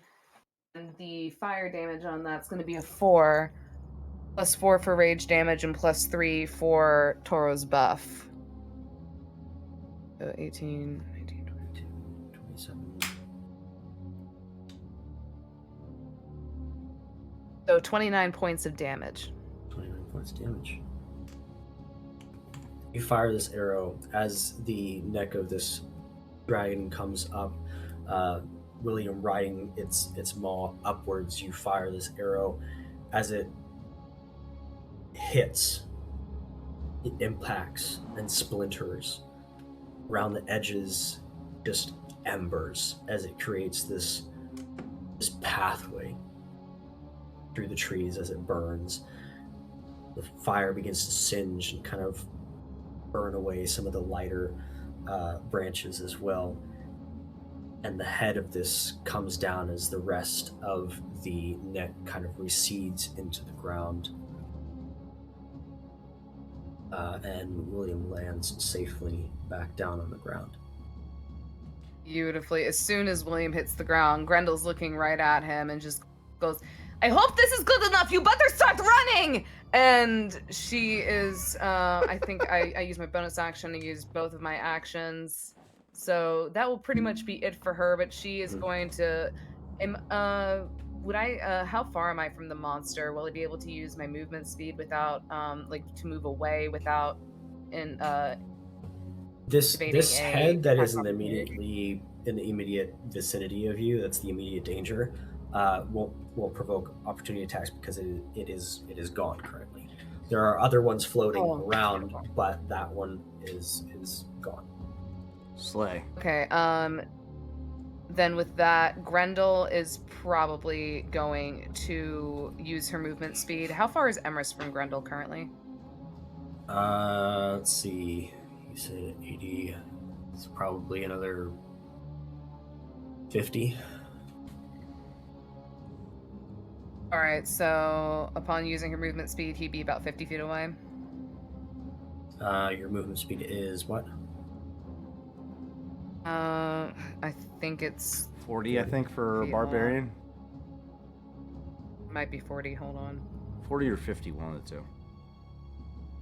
It's 44 barbarians with the base movement speed of 30 plus 10. Yeesh. So you would be 30 feet now. So previously 50. 30 feet. 30 feet, yep. Yeah, Grendel would probably be heading towards Emrys, and she would yell out to him, Emrys, I need my cannon!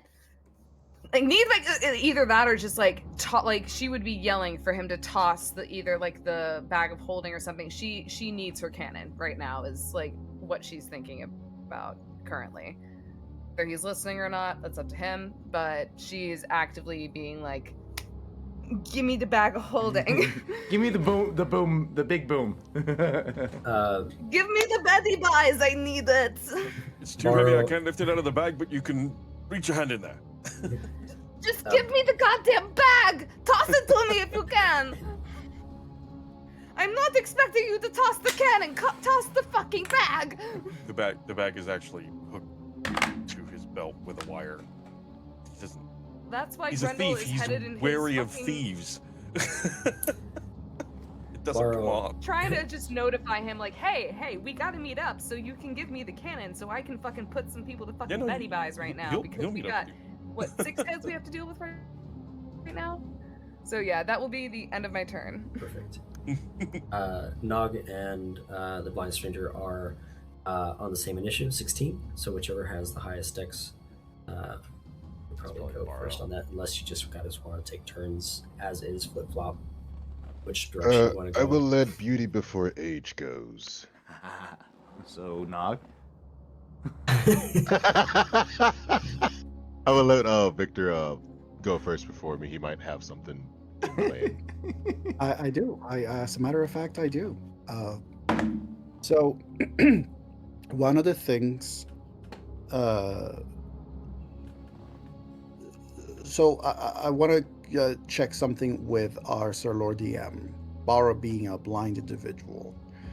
Some spells requiring to see, but Bara having his tremor sense.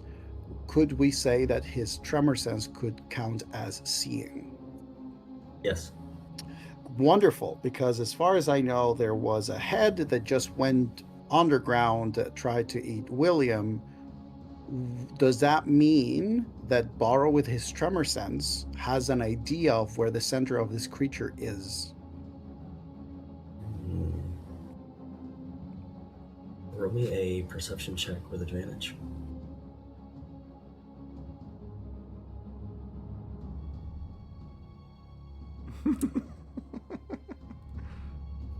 So that's like a 27 or something. That's something cray-cray. You've always known this place to shift and move. And you've encountered Veilstrix before. Veilstrix? Veilstrix. Veilstrix. Veilstrix.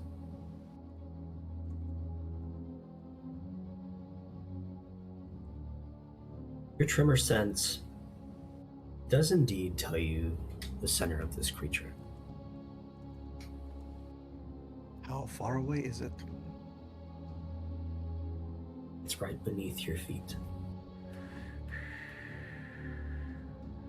Oh, that's so beautiful.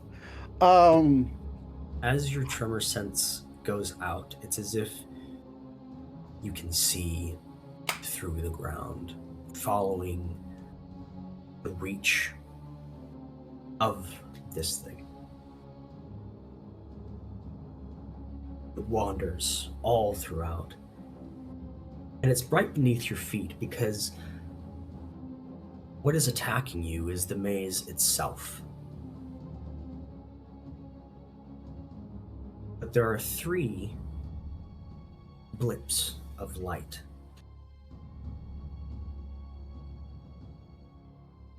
One 120 feet away, in one direction. Another 200 feet in a different direction. The one behind you, 30 feet.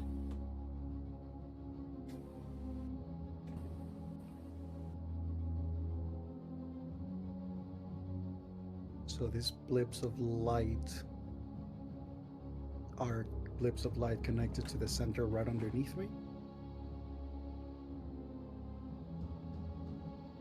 How would you explain Barrow's vision through the tremor sense? Daredevil style is probably the easiest Yeah. way to describe it. So it's that kind of like, She'd no be able to make color. out shapes. Yeah. It's just like the shaping, the shapes and the outlines appear with like Yeah. this sort of like The shimmering wave of energy. like the shivering of like a Yeah. like a sound, a vibration. So there's 3 different waves of energy as you see them. They're 3 humanoid figures, each having 2 taiko drums cinched to their waistbands. Mm-hmm. Mm-hmm. They're small, probably halfling size. The size of a 9-year-old, probably.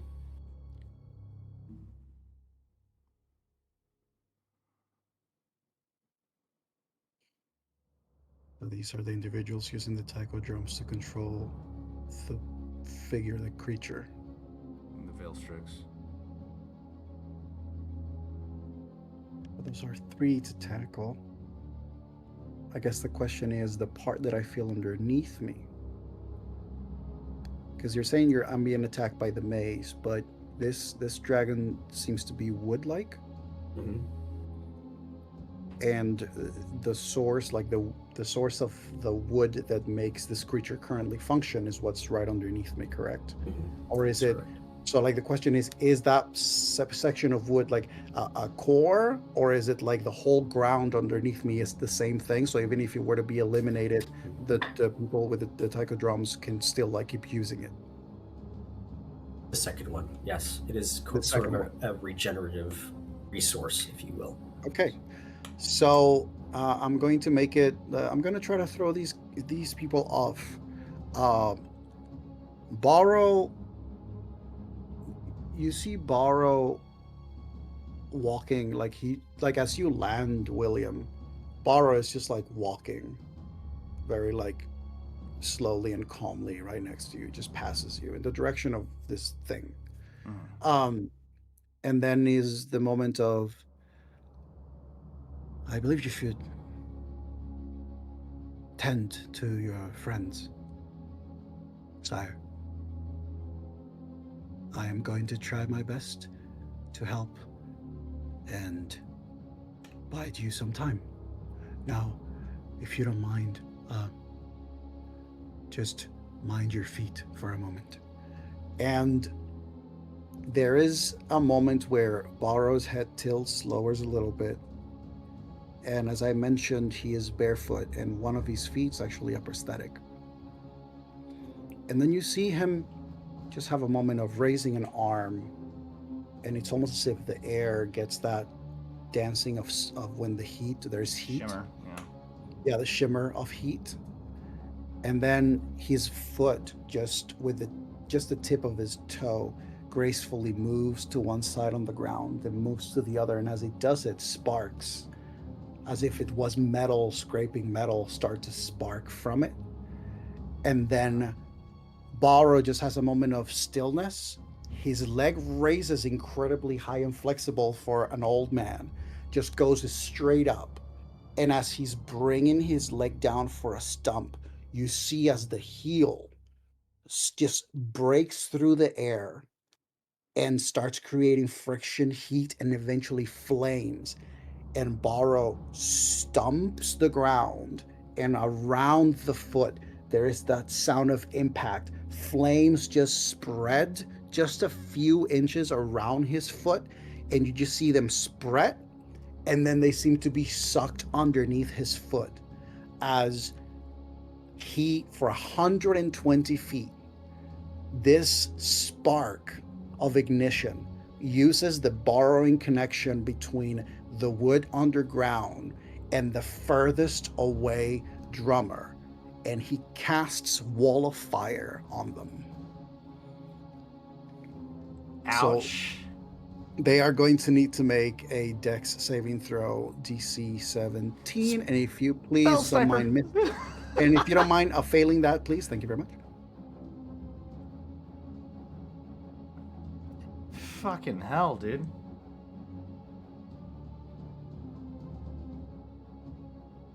I think William was like caught mid shot. He's like about to start shooting some more vines as he's taking a step back and sees Barrow just calmly walking by and just. Oh, okay. Doing some fucking fire bending. God damn. All right, fucking Izo. What kind of saving throw? Is it Dex? Dex, yeah. Iro. Okay, perfect. That is a plus Uncle Iro. So that is Iro. a 22. Okay, but what if it isn't though? With a 22 though, he's still going to be taking with 22. damage, yeah. That's a save, so he's going to take 14 points of damage. And I Okay. presume this means that they need to make a concentration saving throw, because I'm assuming that they're using concentration to keep this thing active. Very good.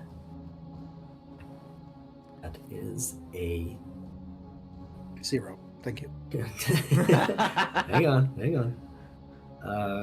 Would that be that's just a straight roll, correct? Concentration checks, or yeah, it's D20 plus a con. Plus save. con? Plus con Okay. save, yeah. It's a con save. 14. Hey, con. So it's 14 is the damage, so yeah, you save.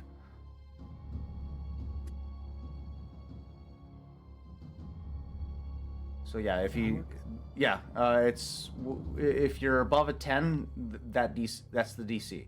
So you did 14 damage, so the con save would have been a 14 to save. So my question would be: Is that a straight? Yeah. So if you rolled, No, wait, no, they have to do it against the save DC, the spell save DC, not against the damage. no, con saves are for concentration checks. It's against damage. If it's above a 10, Different. that's So Constitution saving throw required when you take damage while focusing on a spell. Difficulty class is 10 or half of the damage taken rounded down. Yeah. Whichever is higher. So DC would be 14. 10. Oh 10 at this shit, point, 10. yeah. Yeah, 10.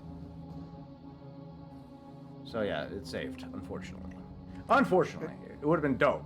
But now If William it has was an idea. if it was not plus the Constitution modifier, it would have failed because it was a 9 + 5. William has ideas now.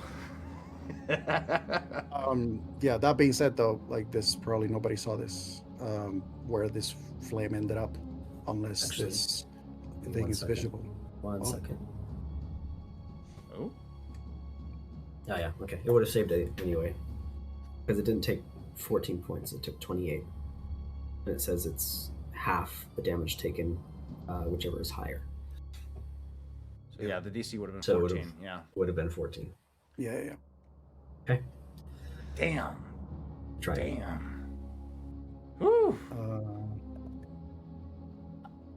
I'm assuming William's able to see the flames emerging off in the distance, though, with his abilities. Okay, he's got questions for when it's his turn.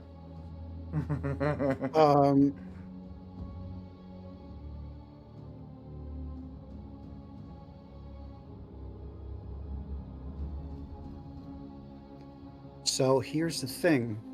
Here is the thing. As a bender, I have something called elemental combo, which means that as a bonus action,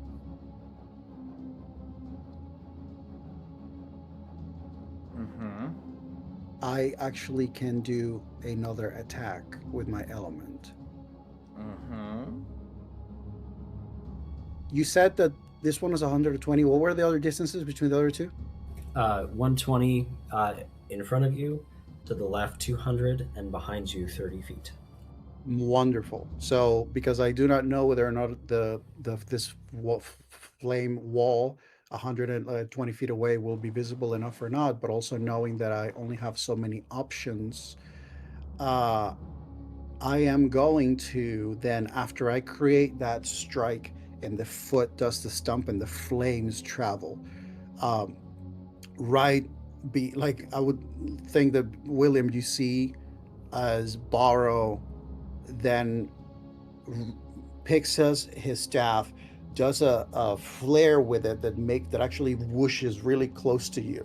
As Borrow makes another graceful motion, 180, and moving the staff until the staff is actually pointed in a direction as if it was a rod.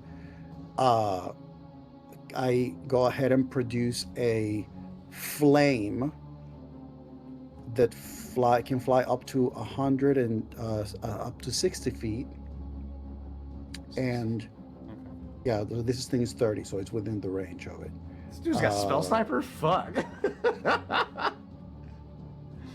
But man, the dice don't like me today because I was a nat 1. Oh no. So the only thing that you see is this just bolt of fire, of like this flame just fly off of, like, through his hand, through the staff, in a direction right behind him. Yeah. No, I don't know if that will be enough to, at least, even though he doesn't hit the target, because it's a 10 to hit, so I doubt that's a hit. It's enough to trigger William's investigative nature, for sure. So hopefully at least it's enough that if he follows the trace of it, when he sees the flame going, it'll see the thing that actually misses. Okay. And that'll be Borrow's turn. Okay. All right. Yeah, buddy. Got some ideas. Also, sorry, for as long as this individual, by the way, the wall of fire that I cast on this thing is not the vertical, it's the circular. Ooh. So this thing is currently enveloped in this thing. So if they decide to move or anything, that means that they need to, either they start their turn or whatever, I believe, whatever the rules are for wall of fire, they need to roll another dex save and take damage. I think with that legendary action, oh boy, the thorns that rose up and the portion of ground that sunk in has now come back to being flat.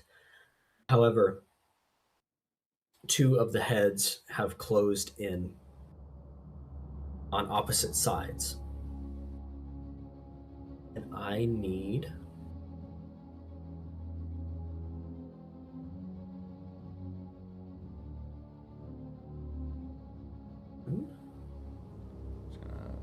Reiterate that William's been trying to produce the most noise to try and generate the most to aggro these things to protect his team. I need a Constitution save from everyone. Oh fuck! Shit. The mouths open on these, just kind of unhinge, and you hear from them on either side. Ah, so the rat is here as well. Mother said I can drink from the pool if my maze is free of rats.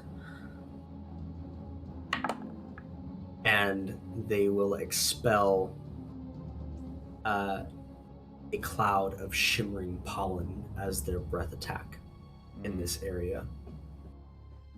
Initial roll was an 8. I have expended my Indomitable to roll a 12, which will make it a +7 for 19 to save. 19 to save, okay. So who all needs to make the save, and what is the save? Everyone. Constitution saving Great. throw. Constitution.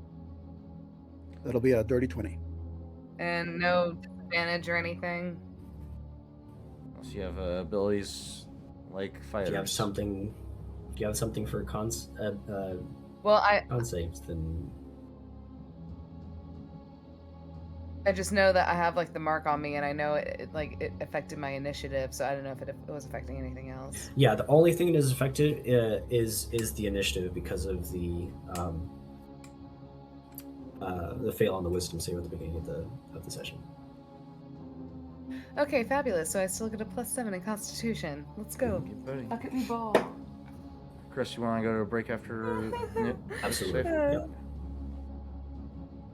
So that's going to be a 13 + 7, 13, 14, 15, 16, 17, 18, 19. So it's going to be a dirty girl 20. Slay. Emmer's got a 15. 15. Okay. Nog has a 16. And you got a 4. Okay. A what? Oh no. A fucking what? Wait, anyone who is within a 10-foot, I believe anyone who is within a 10-foot range of me has bless as well. And so I think that's Oh, what, shit. a D6? No, Yeah, D4. You ran toward me, yes? Yeah, everybody's. The D4. Everybody should be in range. Hold on, let me Except for double check and Xenia make sure. and Emrys. Shit. I didn't Yeah, think so I that have was... Aura of Vitality. So yeah, all of you within 15 feet of me gain bless. Who failed the save? Xenia and who else? Xenia, Nog, and I thought she ran Emrys. toward me at the end of her turn. She did. Did she not? Mhm. So she's Um, outside of it I as well. did. The people. So for the I'm gonna go with Xenia. I'm moving going at to half speed. use. I'm using my reaction, Primordial Pulse Invigoration. When an ally within 30 feet fails a saving throw or misses an attack, they can do a reroll, and they add a +5 to the reroll. Oh shit. On who? Xenia. That was a natural 20. That fucking what? Isn't it one? Your dice look so weird. Xenia, come on. You don't. I guess you're never not mind. Convoy. Silvery barbs, then you. And Chris with bless, it's going to be a 21 for with my D4 added for bless. That makes any difference. Riley Reed, 20. I got 17 now with bless. 17 with bless. Okay. Which I think is still not good enough. Nikki Benz, 20. I did have a clarifications for everything Oh, before I you got out of go to hand. the corner. What's that? So before all this happened, I did state that I ran 100 feet in front of everybody. Would I still be within range of all these buffs, or no? So what happened is you ran in front, met Emerus, And he ran and the Grendel, other yeah. way, and the party has caught up to where you're at. So you're kind of all in the same Same space. spot. Yeah. Yeah. So I would get all these buffs? You would be Yes. getting the buffs, yes. Thank you. I've been waiting to ask that question for the longest. I'm sorry. No, you're good. So with the D6, that'll put me at 20. The D4 for Bless, I believe. Oh, D4. I'm sorry. Let me Yeah. change that down. Yeah, D4 for Bless. That was on me. I think I got Bless mixed up with Bardic Inspiration. So I'll be at a 20. I'm sorry, I can't do math. Okay. That would be So it would still Sasha be Grey 20. Emerus and Xenia taking the full amount of this poison damage. Poison. As the cloud of shimmering pollen expels from the mouths of these dragon heads. It is 42 points of poison damage. 42. Half for everyone else, so 21 points of poison damage. Those who failed, which would be Emerus and Xenia, are now restrained by erupting vines to the end of your next turn. And you must roll Fuck. on the floral entombment chart. Floral attunement chart? Oh, fuck. What is that? So please roll me a d8, please. That doesn't sound good at all. Big announcement, real quick, for the channel. We just met our goal of 450 followers, so I would like to take this time to thank every one of you that have followed us on 2B Dice Adventures. We appreciate your support. Thank you so very much. Next goal going to be 650. We'll make it Amazing. So Emerson is automatically restrained as he is unconscious. Okay. So as Emerus and Xenia roll me that d8, we're going to go to break and be right back for the rest of this round of combat and hopefully get through at least one more before we end our session Still tonight. rolling. So, Sounds good. All right, we'll be back in 5 minutes. Don't go anywhere, guys. We'll see you shortly. Make sure to mute yourselves on Discord.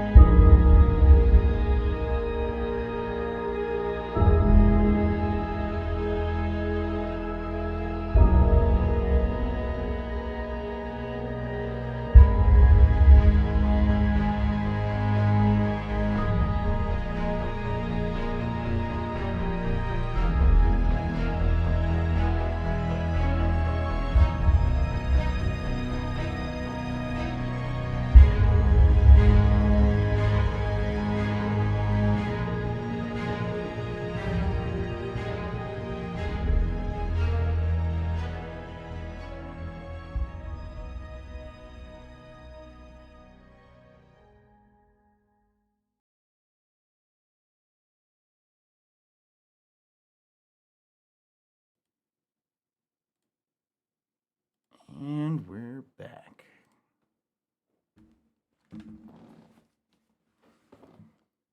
Hope you guys are enjoying yourselves here on Dimensional Dial. I sure am. Right. Let's see.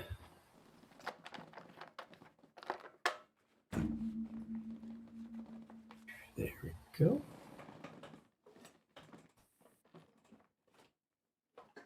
So I have, jumping right back into our combat here.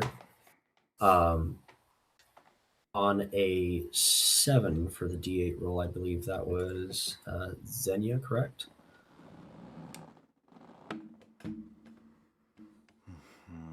Sure was. Your legs fuse into a wooden base. The roots burrow involuntarily into the ground when stationary. Speed becomes 0 while rooted. The victim is considered restrained if they end their turn moving, which you have not. You were still attempting to move out. However, if you move your 30 feet, stand still, your speed becomes 0, and your legs fuse to the ground around you. However, you no longer effectively have feet. Your feet look like group feet at this point. You'll make another Constitution saving throw at the end of your next turn, and if you fail, you will move to the next available stage, which is, unfortunately for you, 8, where the transformation completes. The body becomes a flowering tree or statue of living wood, eternally blooming. Final flower opens, bearing the victim's face and its petals. I kind of like that. That is on a fail. If you make the Constitution save, then you will remain here at this stage. 3 for our dear Emerus. Each exhale releases pollen motes. Cough petals when stressed. You have disadvantage on Constitution saves against poison or disease. Oh, And nearby plants subtly lean toward them in a showing of their incoming demise, their entombment and burial. Same for you. At the end of your next turn, you'll make a Constitution save. And if you fail, you'll move to the next one. Luckily, I'm not breathing right now. You are not breathing, correct. you're breathing. You're just unconscious, you little drama queen. I think after that, it is Nog's turn, followed right behind by Emerus. Nog, you have the 2 heads that are currently finishing their breath attack on the party. You have a blight next to you that spawned from Emerus's drops of blood. And should you wish to roll a perception check, you could potentially find the other 3 individuals, same as our blind stranger. Sure, I'll For roll. now, those 3 threats are the most imminent and close to you. Beautiful. And then as far as allies go, I know Xenia, I know Emrys is currently down. William is holding grounds. Not Xenia, Jesus. Grendel and Barrow are where exactly again? Just behind you, I believe. Or Yeah. Barrow would be next to William. Yeah. Grendel would be behind William. Yeah, because I know Probably- Grendel moved in the opposite Yeah. direction of the Barrow is probably the- monster, heading towards where Emerus is. Yeah, Bar is probably the closest to like the area from which Amorous came running. So he's Okay. like the further back in the rear in comparison to the direction that you should be running. Yeah, that's the thing. Nog sadly don't run. Um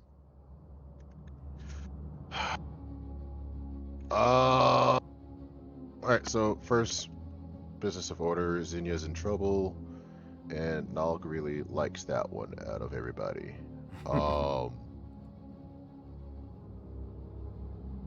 Nog will stop the assault of trying to get to the threat and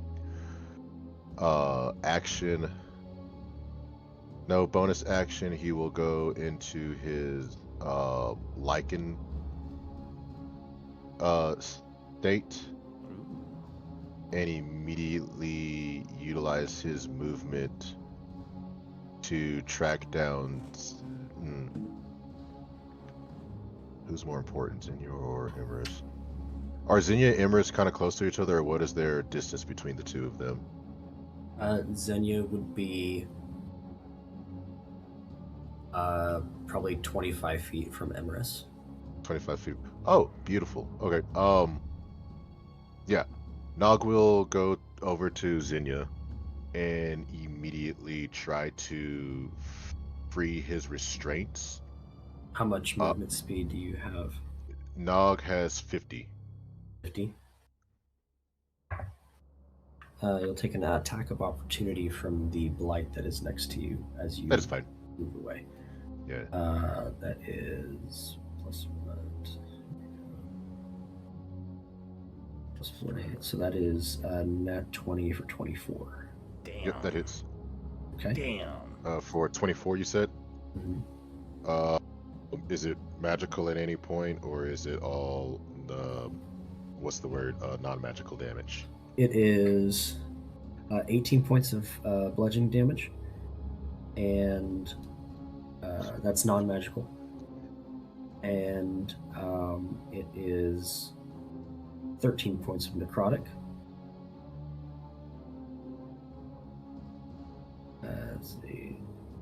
And a large or smaller target is grappled. I am currently I am actually human size right now, so medium, no longer small. Medium. Okay. So I take that damage. Fuck. I didn't realize that was actually going to happen this game.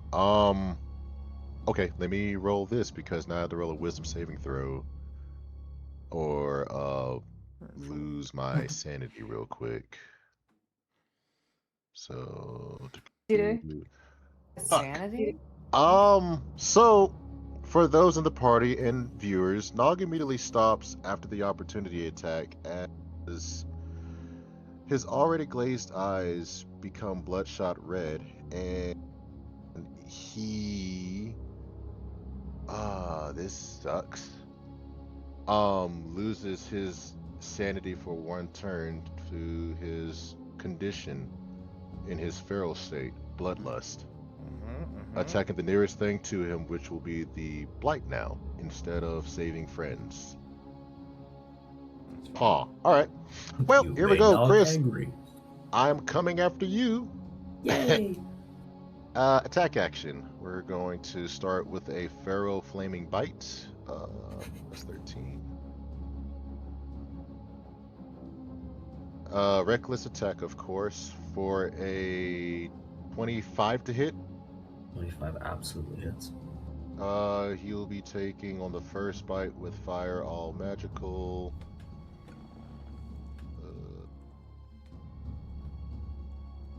11.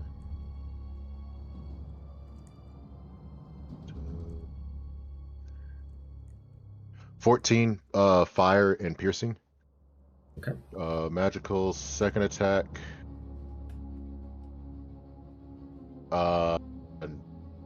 30 to hit 30 absolutely hits.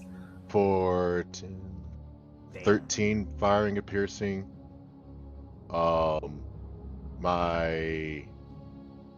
That is my attack action, free action, bonus action.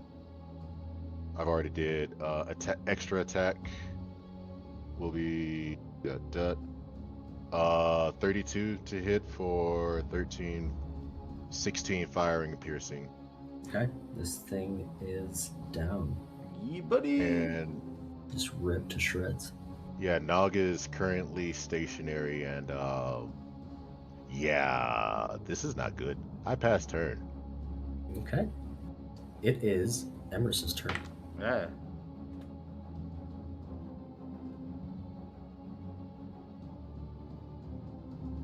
What you got, Emrys? What did you roll for me on that? He's coughing up flowers.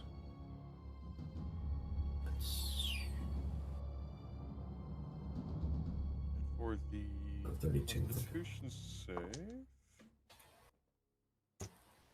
Okay. So, am I taking damage from these things surrounding me? As you're restrained, no.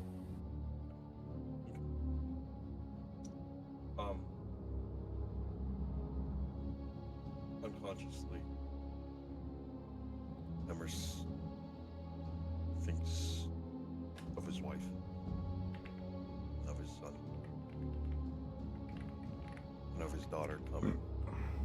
That he's now only just realizing he may never get to meet her, as he fails a death save and fails the Constitution save. I don't know if William has anything to say about it. You progress to the 4th route bound limbs. So you lose 3 and you gain 4. Fingers and toes stiffen like twig-like forms. One limb partially petrifies into wood.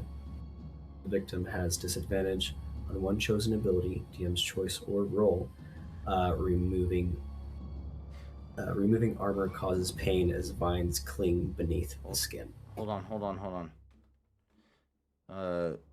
Order of Vitality should,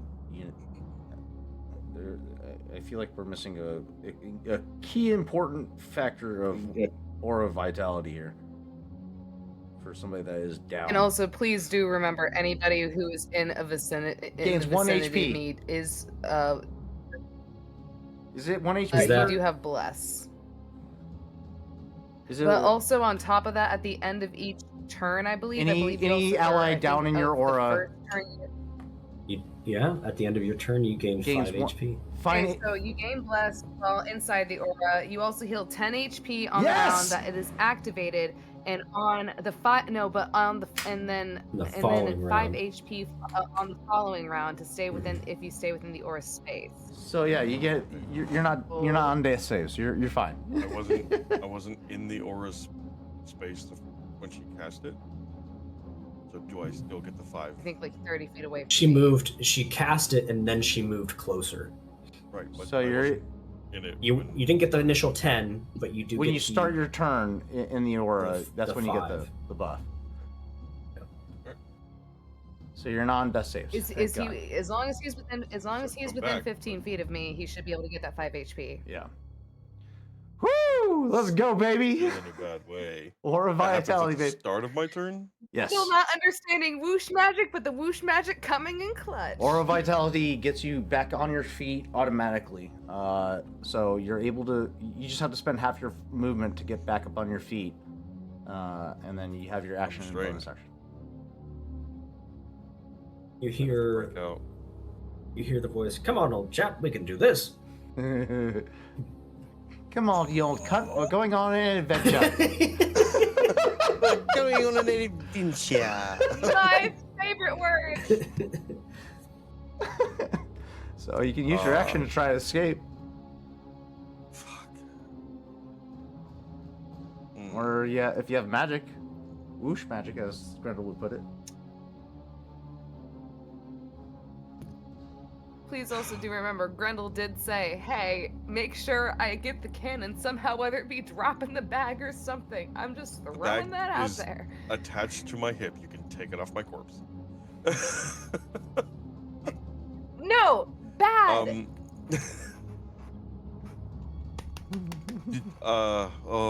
This is probably really stupid. Uh-oh. I'm not gonna do that. I'm gonna lose concentration next turn. Yeah, don't do concentration spells right now. Not until you get a little more beefed up.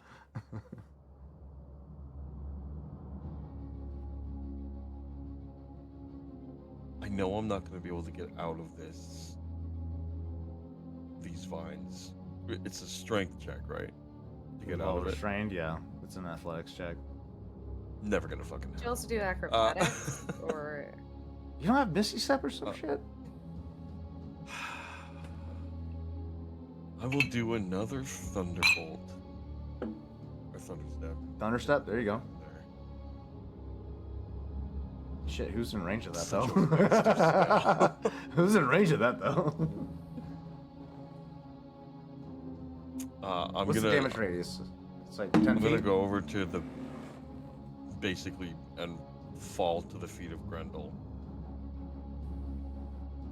And just groan.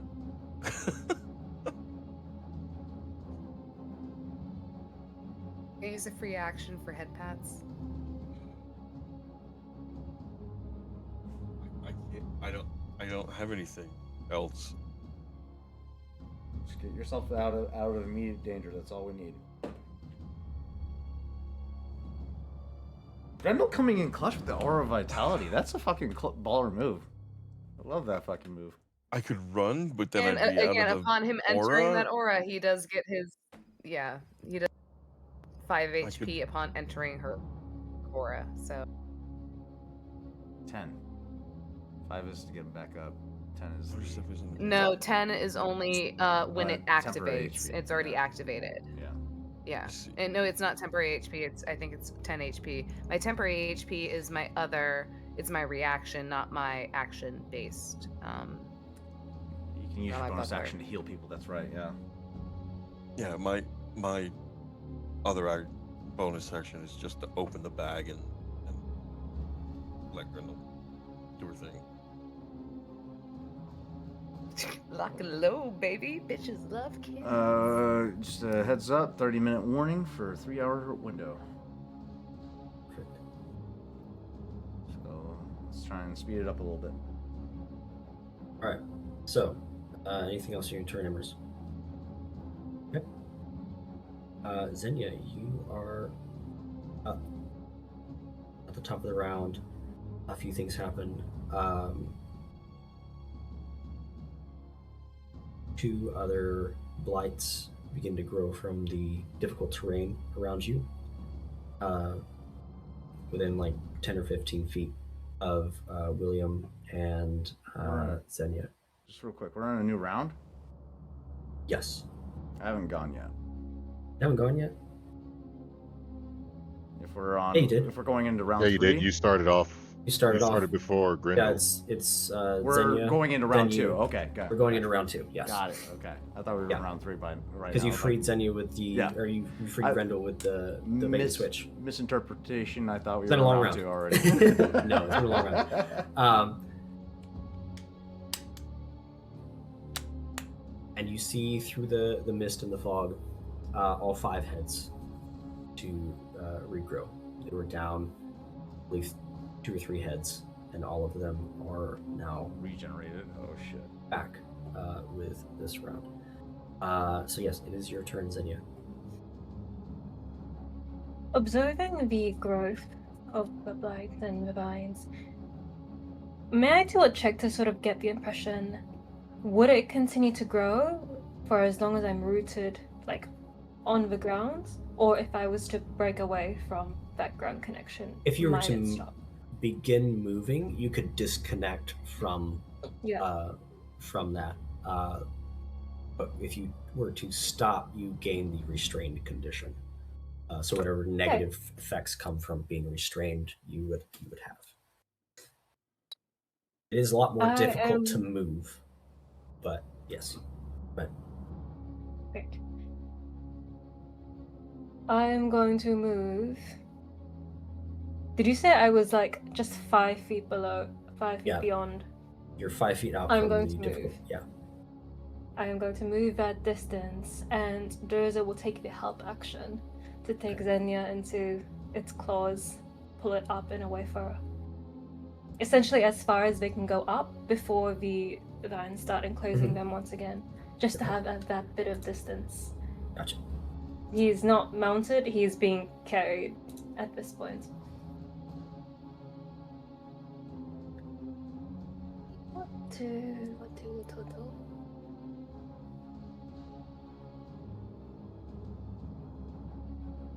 I am going to... What is the distance of everyone? At this point, who is sort of within range? And also, how is Emrys looking? Like, if one were to survey the battlefield, is he looking visibly He's in not trouble. good? He's pretty shredded up, I would say. He's in trouble. Great. I think the I am furthest going to- away from you would be Nog at this point.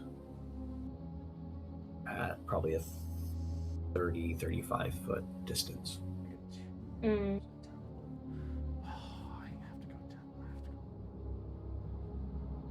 down. I am... Oh my gosh. Let me read this real quick. I think I'm gonna do a summon. Yeah, let's do a summon. He is going to use his action to summon Beast, and he will summon another Abyssal Direwolf.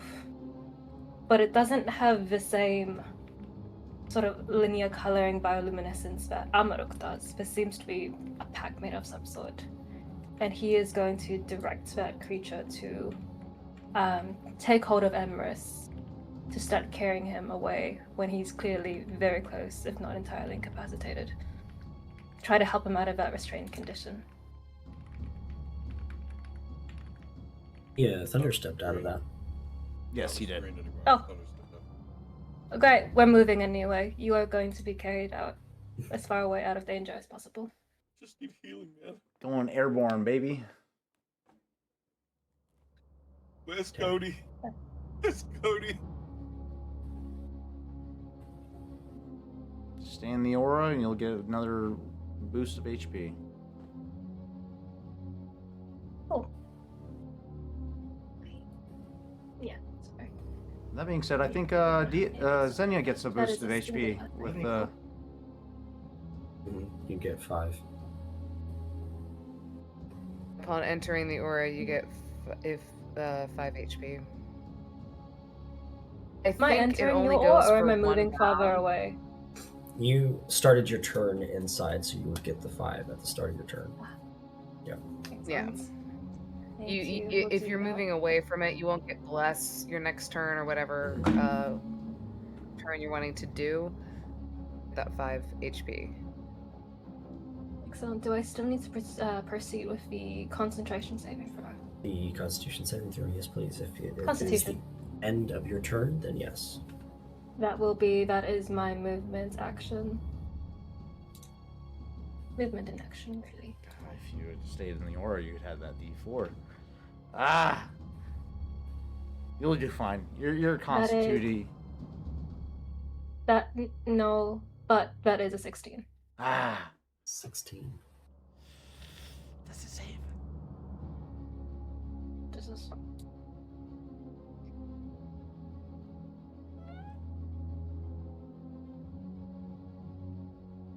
Come on, Chris. You know it saves. As you summon this direwolf to get Emrys, it looks at you for a moment, almost knowingly, as it moves away towards Emrys, taking its nose ever so gently and trying to get it on its back. As there's a pulls you out and above.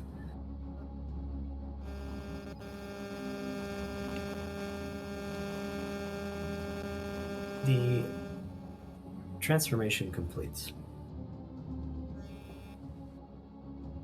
as your body slowly becomes a flowering tree. Yes.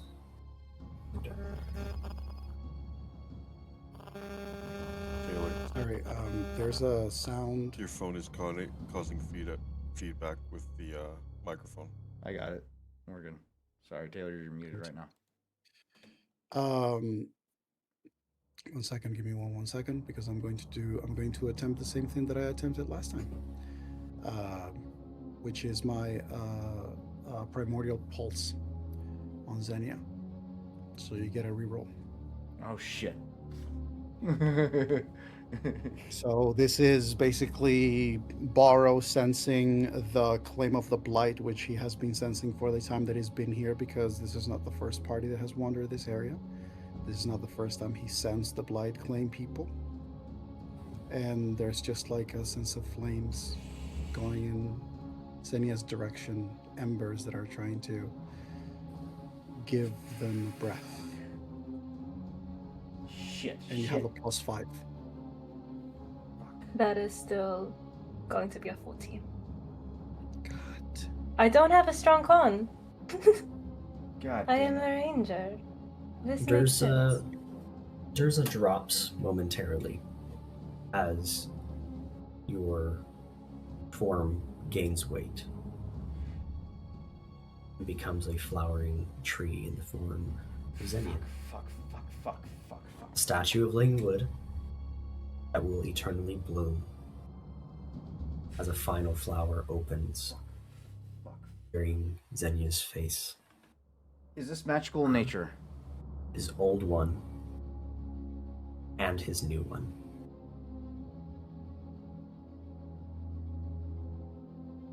Only powerful magic, such as wish, true resurrection, divine intervention, or garden-specific rituals, can restore them.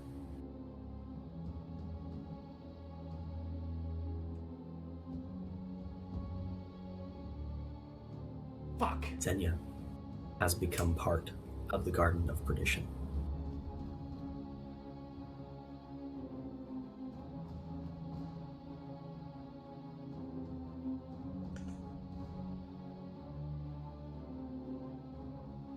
I'm next.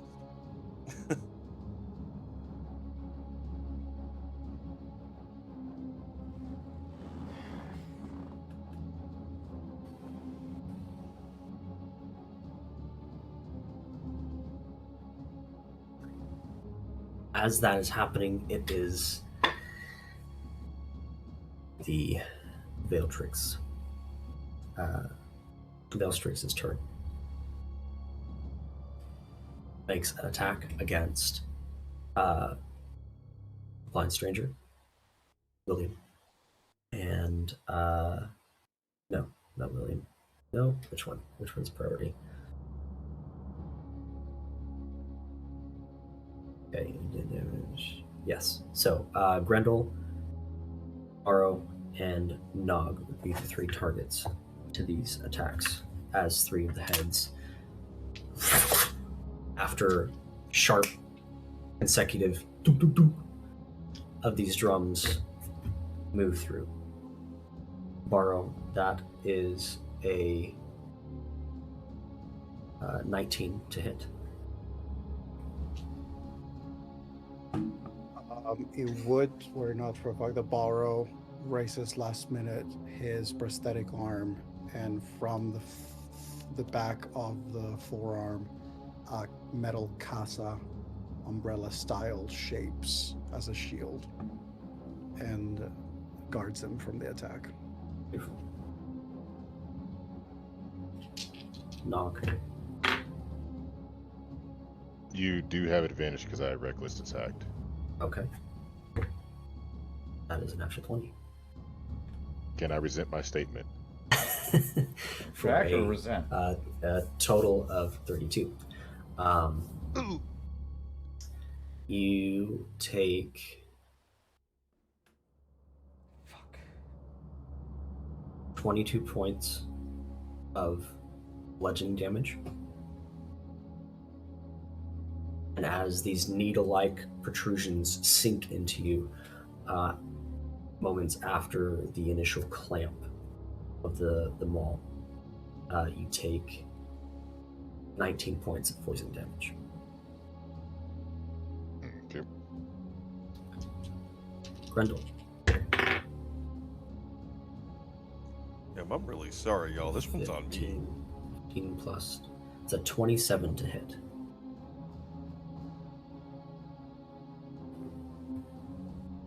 Okay. You will take 26 points of bludgeoning damage, reduced to 13 because you are raging. And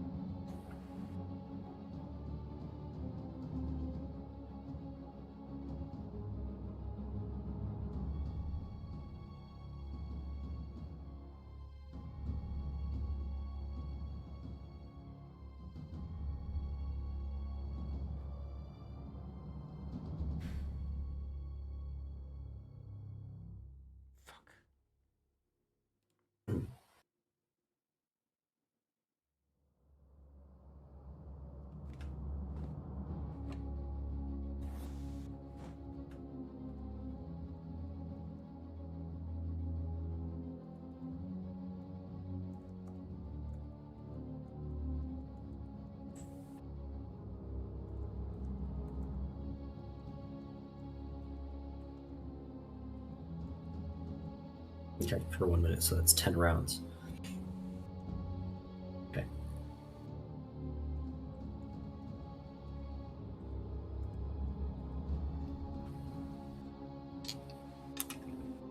God damn it. Okay. Perfect. So your healing magic, just you don't have to roll. You just take max healing for any spells cast or healing done Well, no, we're, yeah. for 1d4 hours.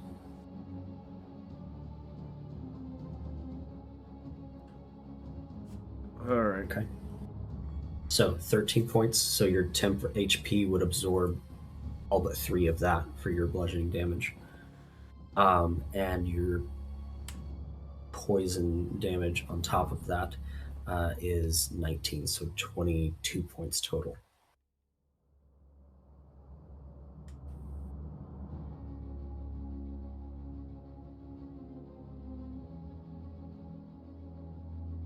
Yep. And you and Nog are both restrained as these heads have you in their mouths. It is... Yes? No.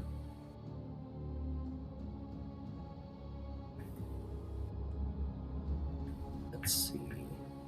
Because you don't get the poison condition, it's just poison damage. Yeah. God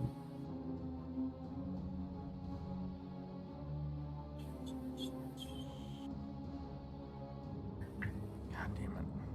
Are you immune to poison? Who?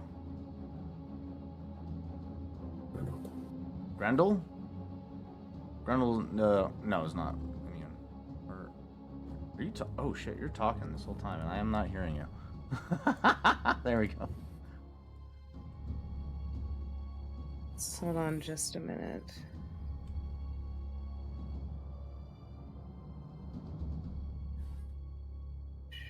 William, you are up after we figure out whether this is immunity or not. Gotcha.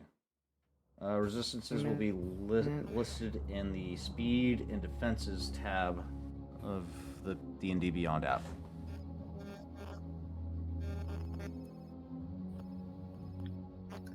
Yes, my immunities are to poison and disease. So would I not take that poison damage? Immunity? You would not take. Yeah, poison it says damage, immunities. You're Under immune to immunities, poison! Oh shit!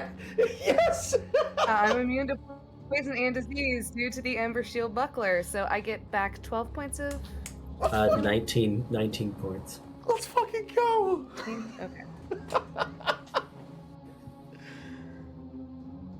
Hell yeah. Okay, that's a fucking bonus. That's awesome.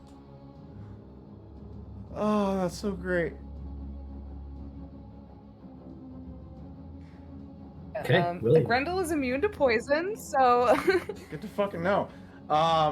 Okay, I'm gonna burn one of my attack actions to perform a tactical assessment. I'm going to isolate all three of these individuals' exact locations that are controlling these dragons through the drums. Okay.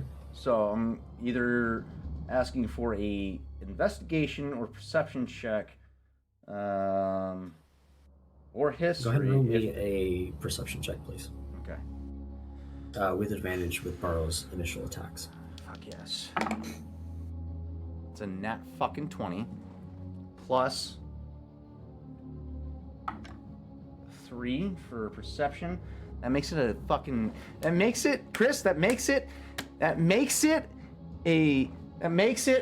Mia Khalifa 30. All right. Where the fuck are these assholes? 30. Jeez. Where the fuck are they? Barrow fires this initial step off into the distance. You see this light come through the trees in the distance, 120 feet out. Through the fire, it's as if you meet the gaze of something.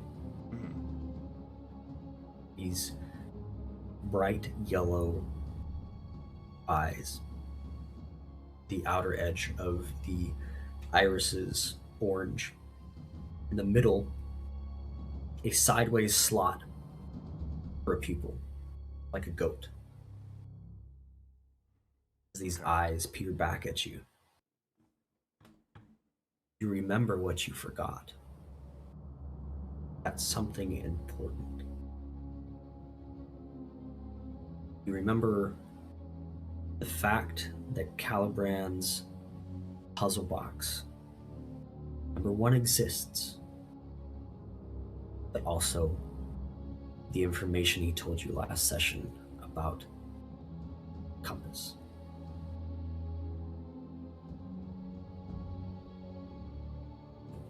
Another one, same eyes, much closer as you peer over where Barrow shot the second attack. See it peering back at you, its hand raised, ready to strike the drum again. The third one, you don't see, but more so feel, off in the distance, 200 feet. Something else is watching you. You have 3 locations.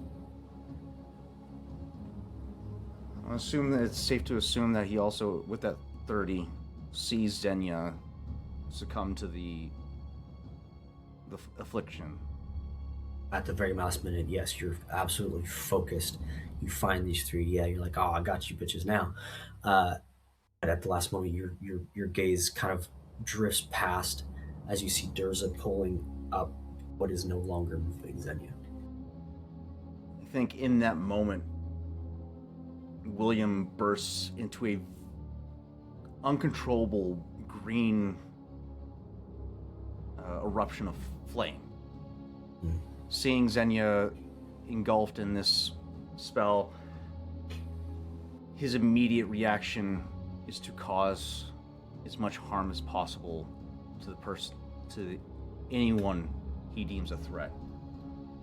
Bonus action, Misty Step, directly behind the closest individual that is about to strike his drum. Ooh, okay. Second attack action, Disarming Strike.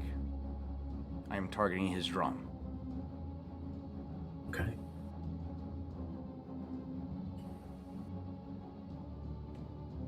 You have to hit a 24.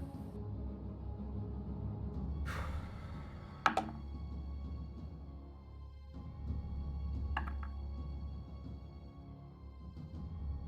rolled a 17 with Avara's plus 9 for a 26. Plus a 1, which will go to his damage for the Disarming Strike. He has to make a strength saving throw. DC 17 to maintain control.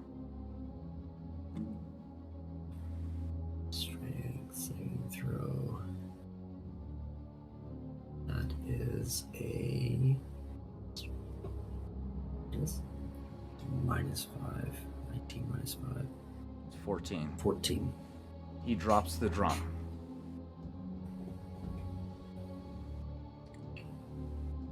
That is a +1 to the damage. He takes 10 plus 1, 11 plus Ivra's 7 for a 18 piercing. Action surge. I take the drum.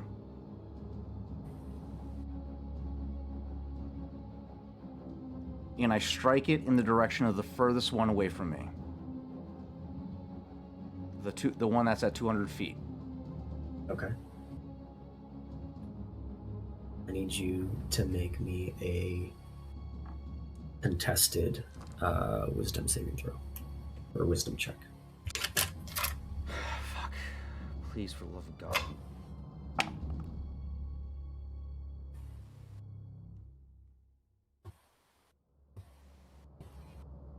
I used my Indomitable yet? I believe you did. Yeah, I did. Fuck.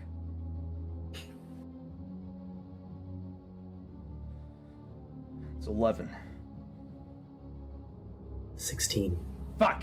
Drum does not respond to you, and you kick back from it. Take 10 points of psychic damage. Now, I'm still going to hold on to it. It's fine.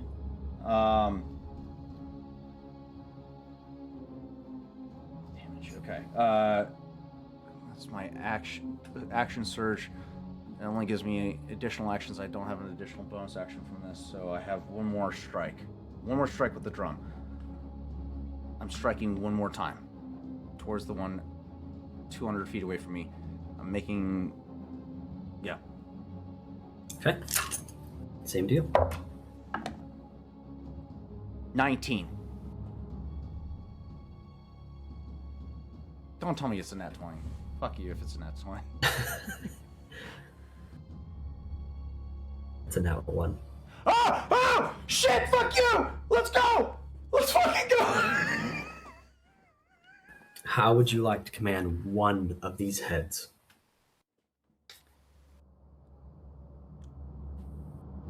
As he strikes the drum, the only thing that he envisions, he's just envisioning this, what they initially tried to do to him. Eviscerate him from the waist down. Just tear him in half. So Okay. he's commanding him to reach up from underneath the ground, clench down, waist level, and eviscerate him. One of the heads that has its sight set on your party moves lightning fast, dives underneath, and off in the distance you hear.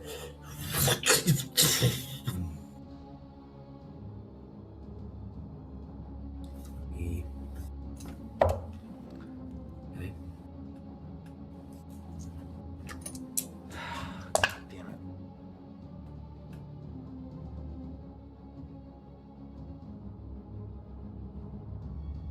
Okay, one more roll to see what happens. Okay, cool. The rest of the heads maintain. But you've done something. Fuck. All right.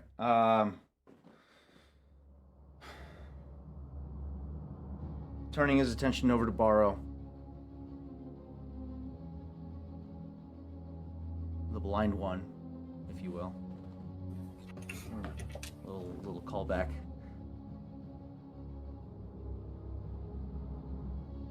Make them pay. Make them hurt. And as he says that, the flames, his minor minor illusion or disguise self? His disguise self has dropped entirely. Half of his visage is the long, mangled hair of William, aka Billy Bones. At one point in time, you see just visible bloodlust in this man's eye, and the other half, the dragonborn physical manifestation of Caliban, working in unison as these two are just imposing their will over the dragons, trying to enact revenge for the affliction that Xenia has succumbed to. And his eyes are, once he commanded that dragon to strike, he's now eyes deadlocked on this person that's standing before him, ready to inflict the same pain on this person. And he's just gouts of green flame erupting from around him. With that, I believe, Baro, you would hear a doubled voice, one much deeper and more guttural, alongside William's original voice as well, as he says this.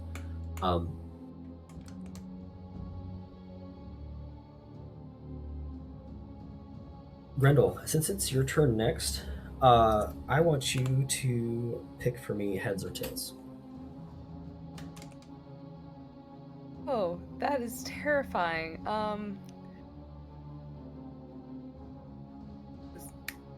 Heads up on everything. Why not? While that is happening, I have a question. Oh God, I'm terrified.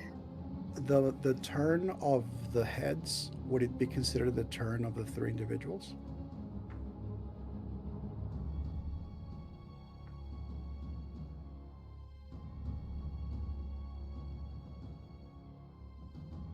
Since they're commanding the heads?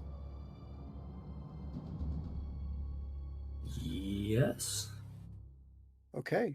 Am I to assume then that the individual that is in the wall of fire stayed trapped in the wall of fire? Yes. So they need to make a dex saving throw. Perfect. Dex 15 plus 3, 18. Okay, so they're going to take 7 points of fire damage.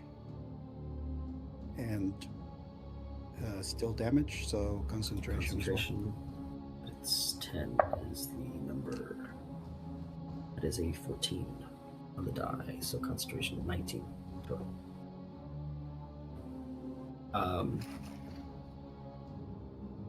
It landed on tails. So for its legendary action, it will take Nog and swallow. Oh God.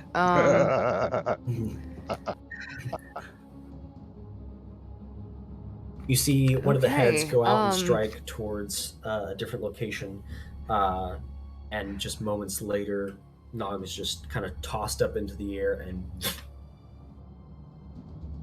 engulfed in the mouth and swallowed. Nog, you are inside.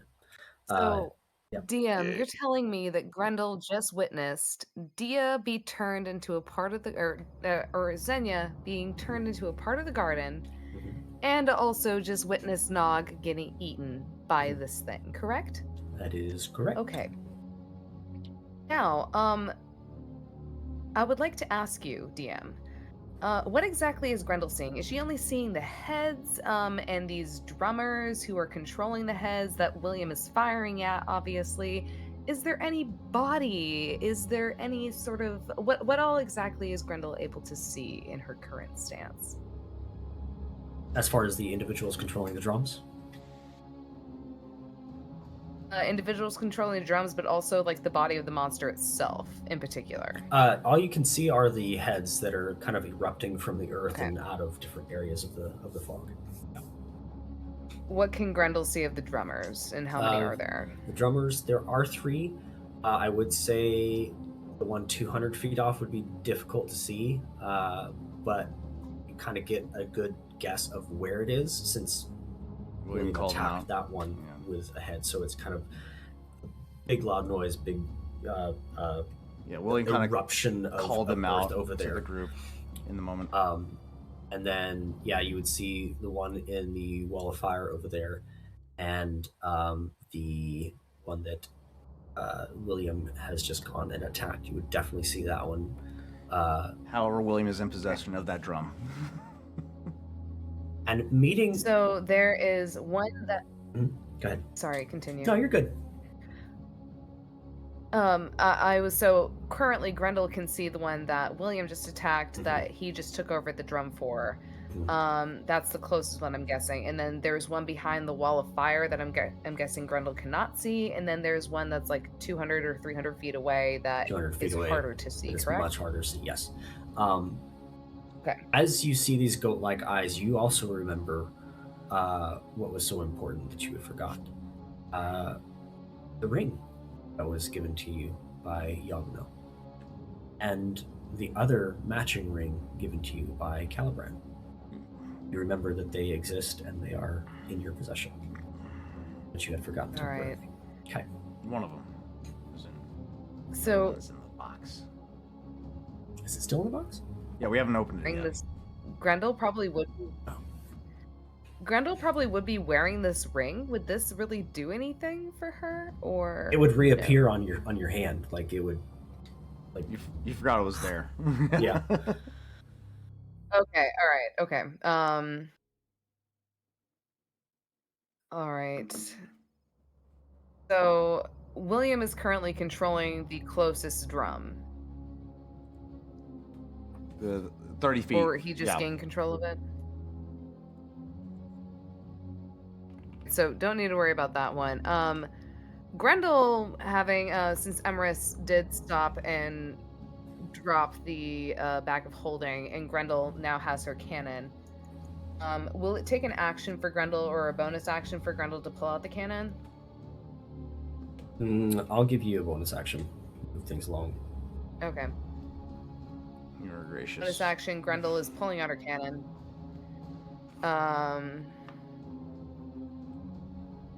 And she is immediately, since William has been aiming at the drummers, Grendel is going to go for the farthest one. She just witnessed Nog get eaten, as well as Xenia turn into a flower. She is currently, like, she's raging so much and screaming at the top of her lungs, all while she's, like, tears are just falling down her fucking face because the last thing she ever wanted to see was losing people she cared about, and seeing Xenia for the second time at this point. Grendel is furious. And and so I would like to aim my cannon at this motherfucker who's like 300 feet, 200 feet away. I can't remember how far you said he was. At this motherfucker, and I would like to fire because I would believe the cannon would be locked and loaded because Grendel nightly does take care of her cannon and make sure it's loaded, so it should have 3 rounds in it currently. And she aims and fires her cannon. And should be plus 11. The 17 plus 11 for a 28. 28. Just hits. Just hits. Oh my god. Okay. God damn it. What did we decide the damage for the cannon was for? Grendel's greeting is a D12, 2d12 plus your strength mod. 2d12, yeah. Or not your strength. Dexterity. Rage. It's a plus 0. You gotta get your dex up. Look, I literally made Grendel when I didn't really know how to build a barbarian, and honestly, it tracks with Grendel. You have advantage with shooting it though, since you're built. It was built for you. Okay, that's a 10 and a 7 for 17, plus 4 for her rage for 17, 18, 19, 20, 21. For 21, and then for her fire damage, that's going to be a plus 2 for 24 points of damage in total. Slay. Slay Queen.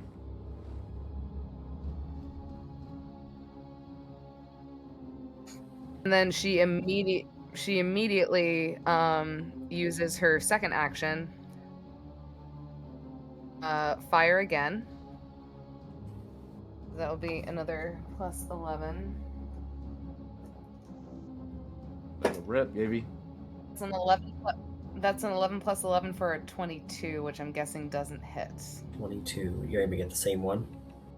Wait, I bless. Do I You get have to bless. add? Yes, D4s go to D4? attack actions. Yes. Do I get?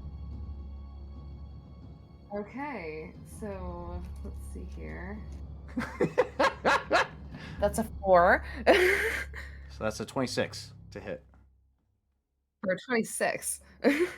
You're aiming at the head? I am first aimed at the drummer. Okay. Is the drummer incapacitated or? My You first shot was aimed at the drummer. You definitely hit the drummer. Okay. Where do you want the second one to go? Same Drummer target? still. Honestly, Pink mist.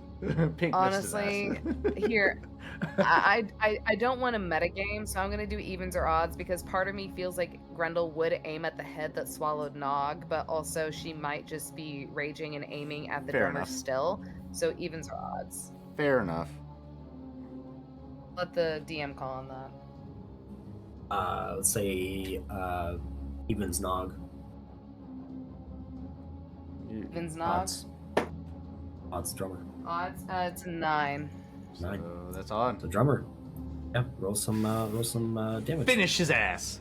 Finish him. Delicious! Delicious! Oh, I love this. Okay. William's about to become a dragon master. Taking notes from fucking Xenia. It would be an 11 and a 10 for 21 points of damage. My fire damage. Oh no! Come back here, D4. For my fire damage, it's a +1 for 12 points of damage in total, and also +4 for my rage. So 16. Which would be 16, or 26. Damn. You fire 2 volleys in quick succession.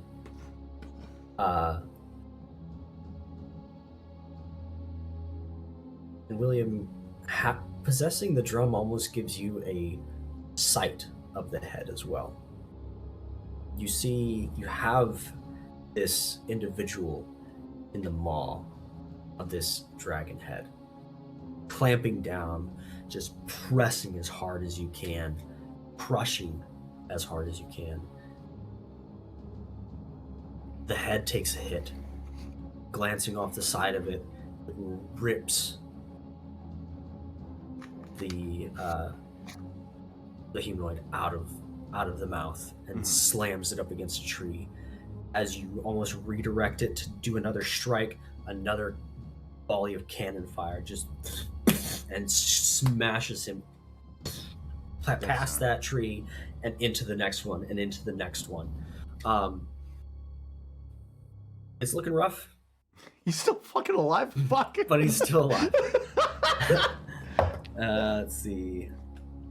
I would like to action surge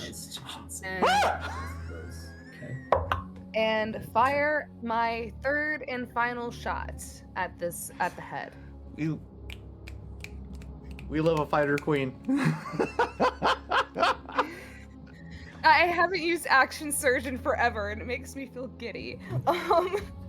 At the head, or So that's going to be a 19 plus 11 for a 20 That's 30 actually. For You still targeting the drummer? Motherfucking. No, I'm targeting the head again. okay, Head, yeah. head this time? Okay. And for that will be my 2d12s. Going to be a 12 and a 2 for 14, and then for my fire damage, that is going to be a 2 plus, so 14 plus 2 would be 16, and then plus 4 for my rage would be 17, 18, for 20 points of damage. Perfect. Grendel's Angies. She's That's- very Angies right now. So I think we're going to pick up here at the next session. It is, I believe, the blind stranger's turn. After Grendel's quick volleys, William, through the eyes of the head that you were controlling, you see a hand kind of reach up over the crater that has been created around him as they pull themselves out. Mother's not gonna like this. And you see that one Oh God. disappear as they teleport 60 feet. Motherfucker.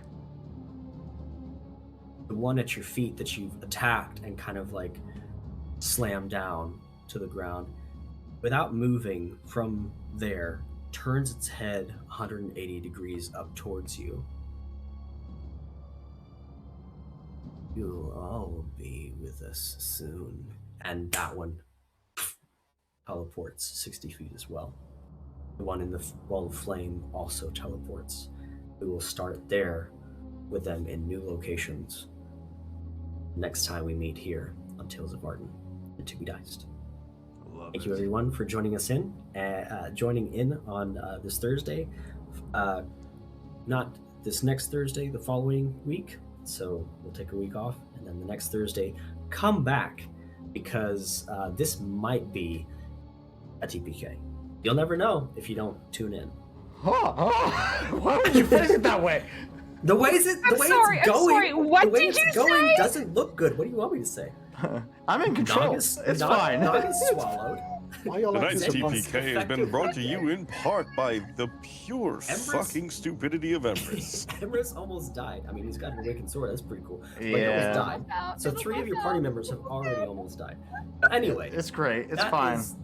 That's to be determined, to be diced, if you will, the next time we meet. Thank you, everyone. Have a safe week. We'll see you next time. To be diced. On To Be Diced.